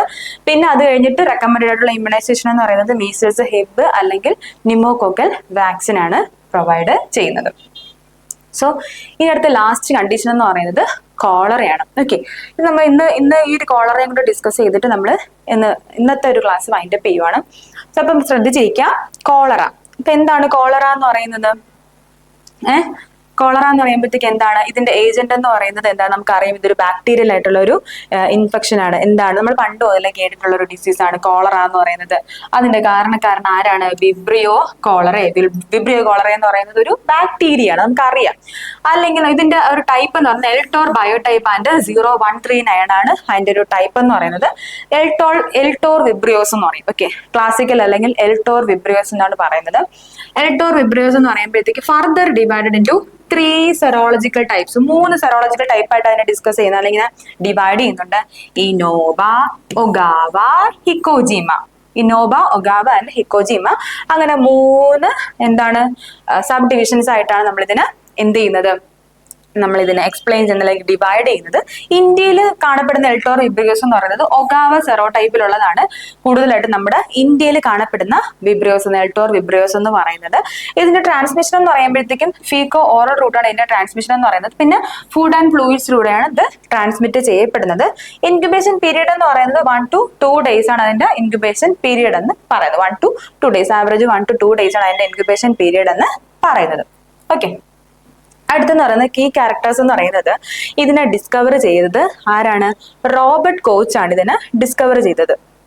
ഓക്കെ, റോബർട്ട് കോച്ചാണ് എന്ന് പറഞ്ഞാൽ വിബ്രിയോ കോളറ കാരണമാണ് എന്താണ് അസുഖം ഉണ്ടാകുന്നത് എന്നുള്ളത് ആരെ എക്സ്പ്ലെയിൻ ചെയ്തത്? റോബർട്ട് കോച്ചാണ്. പിന്നെ ഈ ഫിലിപ്പോ പേസിനി എന്നുള്ള ഒരാളുടെ കാര്യം കൂടെ നമ്മൾ പറയുന്നുണ്ട്. ഫിലിപ്പോ പേസിനി എന്ന് പറയുന്നത് ഈ ഒരു ആദ്യം എന്ന് വെച്ചാൽ വിബ്രിയോ കോളറ കാരണമാണ് കോളറ ഉണ്ടാകുന്നത് എന്ന് മനസ്സിലാക്കിയതാണ് റോബർട്ട് കോച്ച് എന്ന് പറഞ്ഞത്. അതുകൊണ്ടാണ് പുള്ളിക്കാരന്റെ പേരിലാണ് നമ്മൾ ഡിസ്കവറി പറയുന്നത്. ഫിലിപ്പോ പേസിനി ഈ ഒരു ഓർഗാനിസത്തിനെ, വിബ്രിയോ കോളറയെ കണ്ടുപിടിച്ചിട്ടുണ്ടായിരുന്നു. പക്ഷെ അത് കാരണം കോളറ ഉണ്ടാകുന്നു എന്നുള്ളത് കണ്ടുപിടിച്ചതാണ് റോബർട്ട് കോച്ച് എന്ന് പറയുന്നത്. ഇതൊരു ഗ്രാം നെഗറ്റീവ് ആയിട്ടുള്ള ഒരു മോട്ടൈൽ ആയിട്ടുള്ള ഒരു ബാക്ടീരിയ ആണ്. ഇതെന്താണെന്ന് വെച്ചാൽ ഒരു പവർഫുൾ ആയിട്ടുള്ള ഒരു എക്സോടോക്സിൻ പ്രൊഡ്യൂസ് ചെയ്യുന്നുണ്ട്. അതിനെ നമ്മൾ എന്ററോടോക്സിൻ എന്നാണ് പറയുന്നത്. ഇത് പ്രൊഡ്യൂസ് ചെയ്യുന്ന എക്സോടോക്സിനെ പറയുന്നു എന്ററോടോക്സിൻ എന്ന് പറയുന്നുണ്ട്. പിന്നെ ഇത് പെയിൻലെസ് ആയിട്ടുള്ള വാട്ടറി ഡയറിയ. ഇത് ഒരു ക്ലിനിക്കൽ ഒരു ക്യാരക്ടറിസ്റ്റിക്സ് ആണ്, അല്ലെങ്കിൽ ഒരു ഫീച്ചർ ആണ്. റൈസ് വാട്ടർ ഡയറിയ അല്ലെങ്കിൽ വാട്ടറി ഡയറിയ ഉണ്ടാക്കുന്ന കണ്ടീഷൻ ഏതാണ്? കോളറയാണ്. റൈസ് വാട്ടർ ഡയറിയ അല്ലെങ്കിൽ വാട്ടറി ഡയറി ഉണ്ടാക്കുന്ന കണ്ടീഷൻ എന്ന് പറഞ്ഞാൽ കോളറയാണ്. പിന്നെ ഇതിന്റെ കൾച്ചർ മീഡിയം എന്ന് പറയുന്നത് കാരി ബ്ലെയർ അല്ലെങ്കിൽ പിന്നെ VR മീഡിയ ആണ്. വെങ്കട്ടരാമകൃഷ്ണ മീഡിയ ആണ്. നമ്മൾ VR മീഡിയ ആണ് അതിന് വേണ്ടിയിട്ടുള്ള എന്താണ് ട്രാൻസ്പോർട്ടേഷന് വേണ്ടിയിട്ട് അല്ലെങ്കിൽ ഹോൾഡ് ചെയ്യാൻ വേണ്ടിയിട്ട് യൂസ് ചെയ്യുന്ന മീഡിയ എന്ന് പറയുന്നത്. എൻറിച്ച്മെന്റ് മീഡിയ എന്ന് പറയുന്നത് ആൽക്കലൈൻ പെപ്റ്റോൺ വാട്ടർ ആണ് ഇതിന്റെ എൻറിച്ച്മെന്റ് മീഡിയ. അപ്പൊ എന്റെ കൾച്ചർ മീഡിയ ആണ് പറയുന്നത് കാരി ബ്ലെയർ അല്ലെങ്കിൽ VR മീഡിയ ട്രാൻസ്പോർട്ടേഷന് വേണ്ടിയിട്ട് അല്ലെങ്കിൽ ഹോൾഡ് ചെയ്യാൻ വേണ്ടിയിട്ടും. എൻറിച്ച്മെന്റ് മീഡിയ എന്താണ്? ആൽക്കലൈൻ പെപ്റ്റോൺ വാട്ടർ ആണ് അതിന്റെ എൻറിച്ച്മെന്റ് മീഡിയ എന്ന് പറയുന്നത്. പിന്നെന്ന് പറയുന്നത് ഇതിന്റെ മോഡ് ഓഫ് ട്രാൻസ്മിഷൻ എന്ന് പറയുമ്പോഴത്തേക്ക് എങ്ങനെയാണ്? കണ്ടാമിനേറ്റഡ് വാട്ടർ അല്ലെങ്കിൽ ഫുഡ് അല്ലെങ്കിൽ ഡ്രിങ്ക്സ് എല്ലാം തന്നെ നമ്മൾ എന്ത് ചെയ്യുന്നതിലൂടെ, അത് എടുക്കുന്നതിലൂടെയാണ്, ഡ്രിങ്ക് ചെയ്യുന്നതിലൂടെയാണ് മെയിൻലി ഈ ഒരു ഡിസീസ് ട്രാൻസ്മിറ്റ് ചെയ്യപ്പെടുന്നത്. മോഡ് ഓഫ് ട്രാൻസ്മിഷൻ എന്ന് പറയുന്നത് എങ്ങനെയാണ്? By injection of contaminated water, food and drinks. Okay, പിന്നെ അത് കഴിഞ്ഞിട്ട് ഇൻക്യുബേഷൻ പീരീഡ് നമ്മൾ നേരത്തെ പറഞ്ഞു യൂഷ്വലി 1 to 2 days ആണെന്ന് പറഞ്ഞു. Few hours up to 5 days വരെ നമ്മുടെ ഇൻക്യുബേഷൻ പീരീഡ് പറയാം, 1 to 2 days യൂഷ്വലി. ഓക്കെ, പിന്നെ കോളറ ടോക്സിൻ ആയിട്ടുള്ള എന്ററോടോക്സിൻ എന്ന് പറയുന്നത് നമ്മുടെ സിയാം system of mucosal cells of epithelial lining of the small intestine. അപ്പൊ നമ്മൾ എന്തുകൊണ്ടാണ് ഈ മാസീവ് ഡയറി ഉണ്ടാക്കുന്നത് എന്ന് പറയുന്നത്? സിയാം സിസ്റ്റം എന്ന് പറയുന്നത് സൈക്ലിക് അഡിനോസിൻ മോണോഫോസ്ഫേറ്റ്. ഇപ്പം അതിനാണ് നമ്മൾ സിയാമ്പ് സിസ്റ്റം എന്ന് പറയുന്നത്. മ്യൂക്കോസൽ സെൽസിൽ തന്നെയുള്ള cyclic adenosine monophosphate. Cyclic adenosine monophosphate സിസ്റ്റത്തെയാണ്, സിസ്റ്റം ഓഫ് ദ മ്യൂക്കോസൽ സെൽസിനെ എന്ത് ചെയ്യുന്നു? ഇത് ബാധിച്ചതിന് ശേഷം ആണ് എന്ത് സംഭവിക്കുന്നത്? എൻട്രോടോക്സിൻ കാരണമാണ് എന്ത് സംഭവിക്കുന്നത്? ഈ മാസീവ് ആയിട്ടുള്ള അല്ലെങ്കിൽ എന്താണ് ഉണ്ടാകുന്നത്? റൈസ് വാട്ടർ ഡയറിയ എന്നൊക്കെ പറഞ്ഞ മാസീവ് ആയിട്ടുള്ള ഡയറിയ ഉണ്ടാക്കാൻ കാരണം ആകുന്നത്. ഓക്കെ, പിന്നെ ഇതിന്റെ ക്ലിനിക്കൽ ഫീച്ചേഴ്സ് എന്ന് പറയുമ്പോഴത്തേക്ക് മെയിൻലി മൂന്ന് സ്റ്റേജിലാണ് അതിന്റെ ക്ലിനിക്കൽ ഫീച്ചേഴ്സ് പറയുന്നത്. 3 സ്റ്റേജസ് എന്ന് പറയുമ്പോഴത്തേക്കും എന്തൊക്കെയാണ്? ഒന്നാമത്തെ സ്റ്റേജ് എന്ന് പറയുന്നത് സ്റ്റേജ് ഓഫ് ഇവാക്യുവേഷൻ ഉണ്ടായിരിക്കും. പിന്നെ അടുത്തെന്ന് പറയുമ്പോഴത്തേക്കും എന്തുണ്ടായിരിക്കും? സ്റ്റേജ് ഓഫ് കൊളാപ്സ് ഉണ്ടായിരിക്കും. അത് അടുത്ത സ്റ്റേജ് നമ്മൾ അടുത്ത സ്ലൈഡിൽ എക്സ്പ്ലെയിൻ ചെയ്യും. ഒന്നാമത്തെ സ്റ്റേജ് ഓഫ് ഇവാക്യുവേഷൻ എന്ന് പറയുമ്പോഴത്തേക്കും പ്രൊഫ്യൂസ് പെയിൻലെസ് വാട്ടറി ഡയറിയാണ്, മോർ ദാൻ 40 stools. ഓക്കെ, അപ്പൊ അത്രയും വാട്ടറി ഡയറി, പെയിൻലെസ് ആയിട്ടുള്ള ഒരു വാട്ടറി ഡയറിയാണ് മെയിൻലി സ്റ്റേജ് ഓഫ് ഇവാക്യുവേഷനിൽ സംഭവിക്കുന്നത്. ഫോളോഡ് ബൈ എന്ത്? Vomiting. Then stool may have a rice water appearance. Rice water appearance ആണ് മെയിൻലി സ്റ്റേജ് ഓഫ് ഇവാക്യുവേഷനിൽ സംഭവിക്കുന്നത്. പിന്നെ സ്റ്റേജ് ഓഫ് കൊളാപ്സ് ആണ്. ഇവിടെ എന്താ സംഭവിക്കുന്നത്? സങ്കൺ ഐസ്, കൊളാപ്സിന്റെ സൈൻ, ഡീഹൈഡ്രേഷൻ സൈൻസ് ആയിട്ടുള്ള ടിപ്പിക്കൽ സൈൻ, ക്ലാസിക്കൽ സൈൻസ് ഉണ്ടാക്കുന്നു. സങ്കൺ ഐസ്, ഹോളോ ആയിട്ടുള്ള ചീക്സ്, സ്കാഫോർഡ് അല്ലെങ്കിൽ ഒരു കോൺകേവ് ആയിട്ടുള്ള സ്കാഫോർഡ് അബ്ഡോമൻ, പിന്നെ അത് മാത്രമല്ല സബ്നോർമൽ ടെമ്പറേച്ചർ, ഇതെല്ലാമാണ് സ്റ്റേജ് ഓഫ് കൊളാപ്സിൽ സംഭവിക്കുന്നത്. എന്താണ്? ഡീഹൈഡ്രേഷന്റെ classical signs sunken eyes, hollow cheeks, scaphoid, വേറെ എന്ത് ചെയ്യുക? കോൺകേവ് ഷേപ്ഡ് അബ്ഡോമൻ ആവുക, സബ് നോർമൽ ടെമ്പറേച്ചർ, ഇതെല്ലാമാണ് നമ്മുടെ സ്റ്റേജ് ഓഫ് കൊളാപ്സിൽ സംഭവിക്കുന്നത്. മൂന്നാമത്തെ സ്റ്റേജ് എന്ന് പറയുന്നത് എന്താണ്? അത് മാത്രമല്ല ഈ വാഷർമാൻസ് ഹാൻഡ്സ് എന്ന് പറയും. വാഷർമാൻസ് ഹാൻഡ് എന്ന് പറയുമ്പോഴത്തേക്ക് അതൊരു സ്കിൻ കണ്ടീഷനാണ്. എന്ന് വെച്ചാൽ എന്താണ്? ഈ സ്കിൻ ഇലാസ്റ്റിസിറ്റിയും എന്താണ് സ്കിന്നിന്റെ നമ്മള് കൈയുടെയും കാലിലെയും ആ ഇലാസ്റ്റിസിറ്റി ഒക്കെ നഷ്ടപ്പെട്ടിട്ട് ഉണ്ടാകുന്ന ഒരു കണ്ടീഷനാണ് നമ്മൾ വാഷർമാൻസ് ഹാൻഡ് എന്ന് പറയുന്നത്. പിന്നെ loss of skin elasticity, acidosis, BP കുറയുക, ആബ്സെന്റ് പൾസ്, ഇതെല്ലാമാണ് നമ്മുടെ ഏത് സമയത്ത് ഉണ്ടാകുന്നത്? സ്റ്റേജ് ഓഫ് കൊളാപ്സിൽ ഉണ്ടാകുന്നത്. പിന്നെ ലാസ്റ്റ് സ്റ്റേജ് എന്ന് പറയുന്നത് സ്റ്റേജ് ഓഫ് റിക്കവറി സ്റ്റേജ് ആണ്. അപ്പൊ എന്ന് പറയുന്നത് BP കൂടുതലായിരിക്കും. പിന്നെ ടെമ്പറേച്ചർ എന്ത് ചെയ്യുക? നോർമൽ ടെമ്പറേച്ചറിലേക്ക് വരുന്നു. പിന്നെ യൂറിന്റെ സെക്രീഷൻ ഒക്കെ തന്നെ റീ എസ്റ്റാബ്ലിഷ് ചെയ്ത് വരുന്നു. ഇതിന് നമ്മൾ ലാസ്റ്റ് സ്റ്റേജ് അല്ലെങ്കിൽ സ്റ്റേജ് ഓഫ് റിക്കവറി എന്ന് പറയും. ഓക്കെ, അങ്ങനെ 3 സ്റ്റേജിലാണുള്ളത്. ഒന്നാമത്തത് stage of evacuation, then stage of collapse and stage of recovery. അങ്ങനെ 3 സ്റ്റേജസ് ആണ് നമ്മുടെ കോളറയ്ക്ക് ഉള്ള ക്ലിനിക്കൽ ഫീച്ചേഴ്സ് എന്ന് പറയുന്നത്. പിന്നെ ലാബ് ഡയഗ്നോസിസ് എന്ന് പറയുമ്പോഴത്തേക്ക് നമ്മൾ 2 മെത്തേഡിലൂടെയാണ് മെയിൻലി നമ്മൾ എന്ത് ചെയ്യുക? സ്വാബ് കളക്ട് ചെയ്യുന്നത്. ഒന്നാമത്തത് റബ്ബർ കത്തീറ്റർ വഴി. റബ്ബർ കത്തീറ്റർ എന്ന് പറയുമ്പോഴത്തേക്കും ഒരു സോഫ്റ്റ് ആയിട്ടുള്ള റബ്ബർ കത്തീറ്റർ 26 to 28 എന്ത് ചെയ്യും? അത് അറ്റ്ലീസ്റ്റ് ഒരു 4 to 5 സെന്റിമീറ്റർ രക്തത്തിലേക്ക് എന്ത് ചെയ്യും? ഇൻട്രൊഡ്യൂസ് ചെയ്തതിനു ശേഷം സ്റ്റൂൾ എന്ത് ചെയ്യും? കളക്ട് ചെയ്യുന്നു. എന്നിട്ട് സ്പെസിമെൻ എന്ത് ചെയ്യുന്നു? നേരത്തെ പറഞ്ഞ പോലെ VR മീഡിയം, വെങ്കട്ടരാമൻ രാമകൃഷ്ണ മീഡിയത്തില്, വെങ്കട്ടരാമൻ രാമകൃഷ്ണ മീഡിയം VR മീഡിയത്തിൽ എന്ത് ചെയ്യുന്നു? അത് ട്രാൻസ്പോർട്ട് ചെയ്യുന്നതാണ് അതിന്റെ ട്രാൻസ്പോർട്ട് മീഡിയ എന്ന് പറയുന്നത്. റബ്ബർ കത്തീറ്റർ വഴിയുള്ള കാര്യം. പിന്നെ റെക്ടൽ സ്വാബ് അല്ലാതെ കളക്ട് ചെയ്യുന്നതെന്ന് പറയുമ്പോഴത്തേക്ക് നമ്മൾ ത്രോട്ട്സ് ഒരു means wooden sticks swab, cotton swab വഴിയുള്ള കാര്യമാണ്. Sample collected by 15 to 20 centimetre length ആയിട്ടുള്ള വുഡൻ ആയിട്ടുള്ള സ്റ്റിക്ക് കോട്ടൺ സ്വാബ് വെച്ചിട്ട് എന്ത് ചെയ്യുന്നു? റെക്ടൽ സ്വാബ് കളക്ട് ചെയ്യുന്നു. സാമ്പിൾ എന്ത് ചെയ്യുന്നു? കളക്ട് ചെയ്യുന്നു. അത് ട്രാൻസ്പോർട്ട് ചെയ്യുന്ന മീഡിയം എന്ന് പറയുന്നത് കാരി ബ്ലെയർ മീഡിയത്തിലൂടെയാണ് അത് ട്രാൻസ്മിറ്റ് ചെയ്യുന്നത്. റബ്ബർ കത്തീറ്റർ വഴി ചെയ്യുന്നത് നമ്മൾ രാമകൃഷ്ണ മീഡിയം VR മീഡിയ വഴിയാണ് ട്രാൻസ്പോർട്ട് ചെയ്യപ്പെടുന്നത്. റെക്ടൽ സ്വാബ് അല്ലാതെ വുഡൻ സ്റ്റിക്ക് കോട്ടൺ സ്വാബ് വഴി കളക്ട് ചെയ്യുന്നതിന് നമ്മൾ ഏത് മീഡിയം? കാരി ബ്ലെയർ മീഡിയ വഴിയാണ് അതിന് ട്രാൻസ്മിറ്റ് ചെയ്യുന്നത്. ഇതാണ് ലാബ് ഡയഗ്നോസിസ് എന്ന് പറയുന്നത്. പിന്നെ പോകുന്നതെന്ന് പറയുന്നത് സ്പെസിമെൻ എന്ന് പറയുന്നത് it should be transported in sterilized McCartney bottles. McCartney ബോട്ടിൽസിൽ വേണം എന്ത് ചെയ്യാൻ? ആ സ്പെസിമെനെ ഷുഡ് ബി ട്രാൻസ്പോർട്ടഡ്. അത് ട്രാൻസ്പോർട്ട് ചെയ്യുമ്പോഴത്തേക്ക് 30 ml പ്ലസ് VR മീഡിയ കൂടെ അതിന്റെ കൂടെ ഉണ്ടാവണം. അതിന്റെ ഒരു നോട്ട് ചെയ്യേണ്ട കാര്യം. പിന്നെ കോളറ നമുക്ക് കൺട്രോൾ ചെയ്യാൻ വേണ്ടിയിട്ട് എങ്ങനെയാണ് നമുക്ക് ചെയ്യാൻ പറ്റുന്നത്? നോട്ടിഫിക്കേഷനെയാണ്. നോട്ടിഫിക്കേഷൻ എങ്ങനെയാണ്? കോളറ ഈസ് നോട്ടിഫയബിൾ ഡിസീസ് ആണ്. ഇപ്പൊ ലോക്കലി ആയിക്കോട്ടെ, നാഷണലി ആയിക്കോട്ടെ, ഇന്റർനാഷണലി ആയിക്കോട്ടെ, എത്രയും വേഗം നോട്ടിഫൈ ചെയ്യുക എന്നുള്ളതാണ് കോളറയുടെ നോട്ടിഫിക്കേഷൻ പറയുന്നത്. ഇന്റർനാഷണൽ ഹെൽത്ത് റെഗുലേഷൻസ് പറയുമ്പോഴത്തേക്കും വിത്തിൻ 24 hours എന്ത് ചെയ്യുക? നോട്ടിഫയബിൾ. കോളറ is notifiable to WHO. Okay, national government ആണെങ്കിൽ വിത്തിൻ 24 hours അത് എന്ത് ചെയ്യുക? നോട്ടിഫൈ ചെയ്യുക. An area is declared free of cholera. എങ്ങനെയാണ്? ഇപ്പം ലാസ്റ്റ് കേസ് വന്നിട്ട് 2 ഇൻക്യുബേഷൻ പീരീഡ് തന്നെ എന്തായി? ഒരു 2 twice ഇൻക്യുബേഷൻ പീരീഡ് എക്സീഡ് ആയി കഴിഞ്ഞെങ്കിൽ പിന്നെ ലാസ്റ്റ് കേസ് അത്രയും നാളും വന്നിട്ടില്ല എങ്കിൽ നമുക്ക് ആ ഒരു ഏരിയ ഫ്രീ ഓഫ് കോളറ ആയിട്ട് ഡിക്ലെയർ ചെയ്യാനായിട്ട് പറ്റുന്നു. നമുക്ക് കേസ് ഫൈൻഡിങ് ഒക്കെ പെട്ടെന്ന് തന്നെ എന്താണ് ആക്കുക? ഏർലി കേസ് ഫൈൻഡിങ് ആണ് നമുക്ക് എന്താണ് കോളറ കൺട്രോൾ ചെയ്യാനുള്ള ബെസ്റ്റ് മെഷർ എന്ന് പറയുന്നത് ഏർലി കേസ് ഫൈൻഡിങ് ആണ്. ഓക്കെ, ആണ് അതിൻ്റെ ഒരു കൺട്രോൾ ചെയ്യാനുള്ള മെഷർ എന്ന് പറയുന്നത്. പിന്നെ നമ്മൾ ട്രീറ്റ്മെന്റ് സെന്റേഴ്സ് എസ്റ്റാബ്ലിഷ് ചെയ്യുക.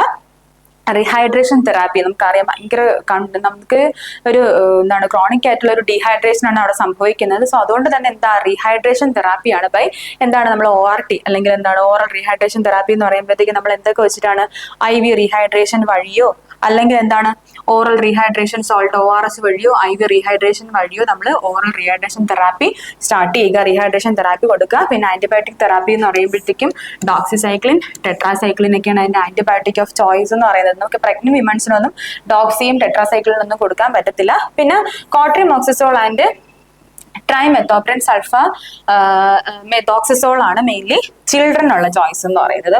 പിന്നെ പ്രഗ്നന്റ് ആയിട്ടുള്ളവർക്കുള്ള ചോയ്സ് എന്ന് പറയുന്നത് ആന്റിബയോട്ടിക് എന്ന് പറയുന്നത് ഫ്യൂറാസോൾഡോൺ ആണ് അവരുടെ പ്രഗ്നന്റ് ആയിട്ടുള്ള മദേഴ്സിനുള്ള പ്രഗ്നന്റ് വിമണിനുള്ള ആന്റിബയോട്ടിക് ഓഫ് ചോയ്സ് എന്ന് പറയുന്നത് കോളറ വന്നു കഴിഞ്ഞാലുള്ളത്. അപ്പം ആർക്കാ അഡൾട്ട്സ് മെഷേഴ്സ് അഡൾട്ട് ആയിട്ടുള്ള ആൾക്കാർക്ക് എക്സെപ്റ്റ് പ്രഗ്നന്റ് നമ്മൾ കൊടുക്കുന്ന ഡോക്സി ആൻഡ് ടെട്രാസൈക്ലിൻ കൊടുക്കുന്നു, കോട്രിമോക്സിസോളും അത് മാത്രമല്ല ട്രൈമെത്തോപ്രിൻ സൾഫ മെത്തോക്സിസോൾ ആണ് ചോയ്സ് ഫോർ എന്താണ് ഡ്രഗ് ഓഫ് ചോയ്സ് അല്ലെങ്കിൽ ആന്റിബയോട്ടിക് കൊടുക്കുന്ന ചിൽഡ്രന് കൊടുക്കുന്നത്. പിന്നെ ഫ്യൂറാസോളിഡോൺ ആണ് antibiotic of choice for pregnant mothers എന്ന് പറയുന്നതാണ് നമ്മുടെ കോളറയെ പറ്റിയിട്ട് പറയാനുള്ളത്. ഓക്കെ, പിന്നെ അടുത്ത് കീമോ പ്രൊഫൈലാക്സിസ് നമുക്ക് ടെട്രാസൈക്ലിൻ വെച്ചിട്ടാണ് നമുക്ക് പ്രൊഫൈലാറ്റിക് ആയിട്ട് കൊടുക്കാൻ പറ്റുന്നത്. അല്ലെങ്കിൽ ഒരു എന്താണ് നമുക്കൊരു ഡിസീസ് ഉണ്ട് എന്നുള്ളത് കണ്ടുപിടിച്ച് കഴിഞ്ഞാൽ കീമോ പ്രൊഫൈലാക്സിസ് കൊടുക്കാൻ പറ്റുന്നത് ബൈ ടെട്രാസൈക്ലിൻ ആണ്. മാസ് ആയിട്ടുള്ള കീമോ പ്രൊഫൈലാക്സിസ് ആണെങ്കിൽ നമ്മൾ എന്താണ് മെയിൻലി കൊടുക്കാൻ പറ്റത്തില്ല. കാര്യം എന്ന് പറയുമ്പോഴത്തേക്ക് നമുക്ക് എന്താണ് കോളറ ഔട്ട്ബ്രേക്ക് വന്നു കഴിയുമ്പോഴത്തേക്ക് എന്താണ് antibiotic mass chemo prophylaxis antibiotic എന്ന് പറയുമ്പോഴത്തേക്ക് നമ്മൾ കോളറ ഔട്ട്ബ്രേക്കിൽ നമുക്ക് അഡ്വൈസ് ചെയ്യാൻ പറ്റാത്ത ഒരു കാര്യമാണ്. അതുകൊണ്ട് തന്നെ നമുക്ക് കുറച്ച് കണ്ടീഷൻസ് ഒക്കെ ആണെങ്കിൽ കുറച്ചൊക്കെയാണ് എങ്കിൽ നമുക്ക് എന്താണ് ടെട്രാസൈക്ലിൻ വെച്ചിട്ട് നമുക്ക് എന്ത് ചെയ്യാം കീമോ പ്രൊഫൈലാക്സിസ് ചെയ്യാനായിട്ട് പറ്റും. മോസ്റ്റ് എഫക്റ്റീവ്ലി നമുക്ക് കൊടുക്കാൻ പറ്റുന്ന പ്രൊഫൈലാക്റ്റീവ് മെഷർ എന്ന് പറയുന്നത് ഹെൽത്ത് എഡ്യൂക്കേഷൻ മാത്രമാണ്. അപ്പൊ നമുക്കിപ്പോൾ കോളറയ്ക്ക് മോസ്റ്റ് എഫക്റ്റീവ് പ്രൊഫൈലാക്റ്റീവ് മെഷർ ഏതാണെന്ന് ചോദിച്ചാൽ നമുക്കപ്പോൾ അവിടെ എന്ത് ചെയ്യാൻ പറ്റത്തില്ല, ആന്റിബയോട്ടിക് പറയാൻ പറ്റില്ല. മാസ് ആയിട്ടുള്ള ഒരു പ്രൊഫൈലാക്റ്റീവ് മെഷർ നമുക്ക് പ്രൊവൈഡ് ചെയ്യണമെങ്കിൽ ഹെൽത്ത് എഡ്യൂക്കേഷൻ ആണ് മോസ്റ്റ് എഫക്റ്റീവ് ആയിട്ടുള്ള പ്രൊഫൈലാക്റ്റീവ് മെഷർ എന്ന് പറയുന്നത്. ഓക്കെ, അപ്പോൾ ഇന്നെന്ന് പറയുന്നത് നമ്മളിപ്പം ലാസ്റ്റ് ഡിസ്കസ് ചെയ്തത് എന്താണ് കോളറയാണ്. പിന്നെ നമ്മൾ കുറേ കണ്ടീഷൻസ് നമ്മൾ ഡിസ്കസ് ചെയ്തു. സ്മോൾ പോക്സ്, അതുപോലെ തന്നെ എന്താണ് ചിക്കൻ പോക്സ്, അതേപോലെ തന്നെ നമ്മൾ എന്താണ് ഇൻഫ്ലുവൻസ, അതേപോലെ തന്നെ പെർട്ടൂസിസ്, ഓക്കെ, അതുപോലെ എന്താണ് അക്യൂട്ട് റെസ്പിറേറ്ററി സിൻഡ്രം എന്താന്ന് പറഞ്ഞു, മെനിഞ്ചൈറ്റിസ് എന്താന്ന് പറഞ്ഞു, കോളറ എന്താന്നൊക്കെ പറഞ്ഞു. സോ അപ്പൊ നിങ്ങൾ ഇനി ചെയ്യേണ്ട കാര്യം എന്ന് പറയുന്നത് ഓരോ ദിവസം പഠിപ്പിക്കുന്ന കാര്യങ്ങൾ എന്താണ് അതിന്റെ പോയിന്റ്സ് എല്ലാം എഴുതിയെടുക്കുക. നോട്ട്സ് എല്ലാം തന്നെ ഷെയർ ചെയ്യുന്നുണ്ട്. അപ്പൊ എന്ത് ചെയ്യുക, അതിനകത്തുനിന്നുള്ള ഇനി പോയിന്റ്സ് ഒന്നും കളയാനില്ല. അപ്പൊ ഇതിനകത്തുള്ള എല്ലാ പോയിന്റ്സും നിങ്ങൾ എന്ത് ചെയ്തിരിക്കണം, പഠിച്ചിരിക്കണം. അപ്പൊ ഇമ്പോർട്ടൻ്റ് ആയിട്ടുള്ള പോയിന്റ്സ് മാത്രം പോയിന്റ്സ് ആണ് നമ്മൾ എന്ത് ചെയ്യുക ഡിസ്കസ് ചെയ്ത് പോകുന്നത്. അപ്പൊ അതിനകത്ത് നമ്മൾ ഒന്നും കളയാനില്ല. അതേപോലെ തന്നെ നമ്മൾ ഡീറ്റെയിൽ ആയിട്ട് എന്താണ് വരുന്ന ക്വസ്റ്റ്യൻസ് വരുന്ന രീതിയിലുള്ള പോയിന്റ്സ് എല്ലാം തന്നെ ആഡ് ചെയ്തിട്ടാണ് നിങ്ങൾക്ക് പോകുന്നത്. ഓക്കെ, സോ അതുകൊണ്ട് നമ്മൾ അതിനകത്ത് ഇതിനൊന്നും കളയാനില്ല. അത് കൃത്യമായിട്ട് അതേപോലെ തന്നെ ഫോളോ ചെയ്ത് പഠിക്കുക. സോ നന്നായിട്ട് പഠിക്കുക. ഇനി നമുക്ക് അടുത്ത ക്ലാസ്സിൽ കാണാം. Okay, thank you.